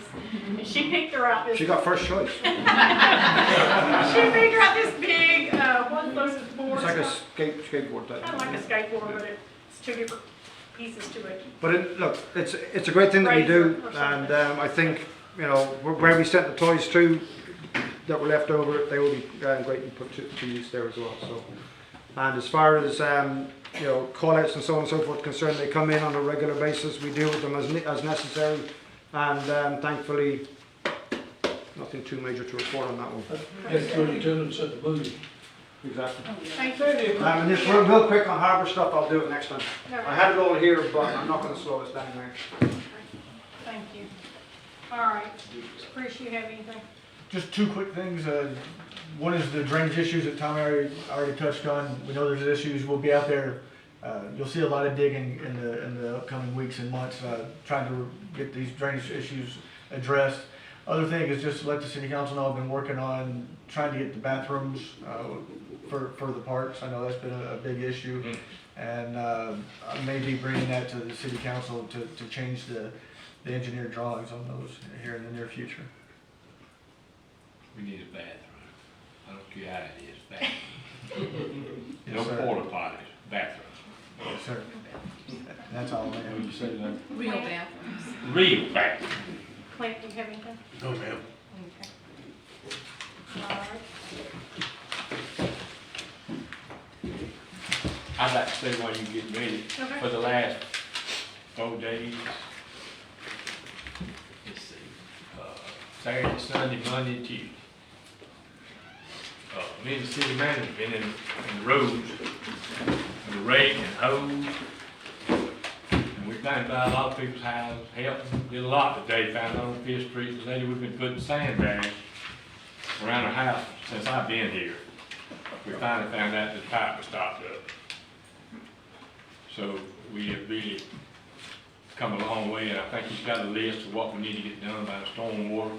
I hope we're on the right track, because we got to get it done with as much rain as we've had in the last 4 or 5 days. And I was proud of it. All right. Best time for me, Steve. You missed on me out there too. I sure did. All right, so do I have a motion to adjourn? Yes, so.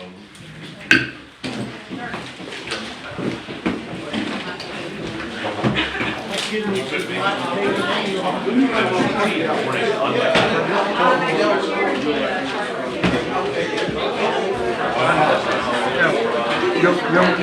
always welcome.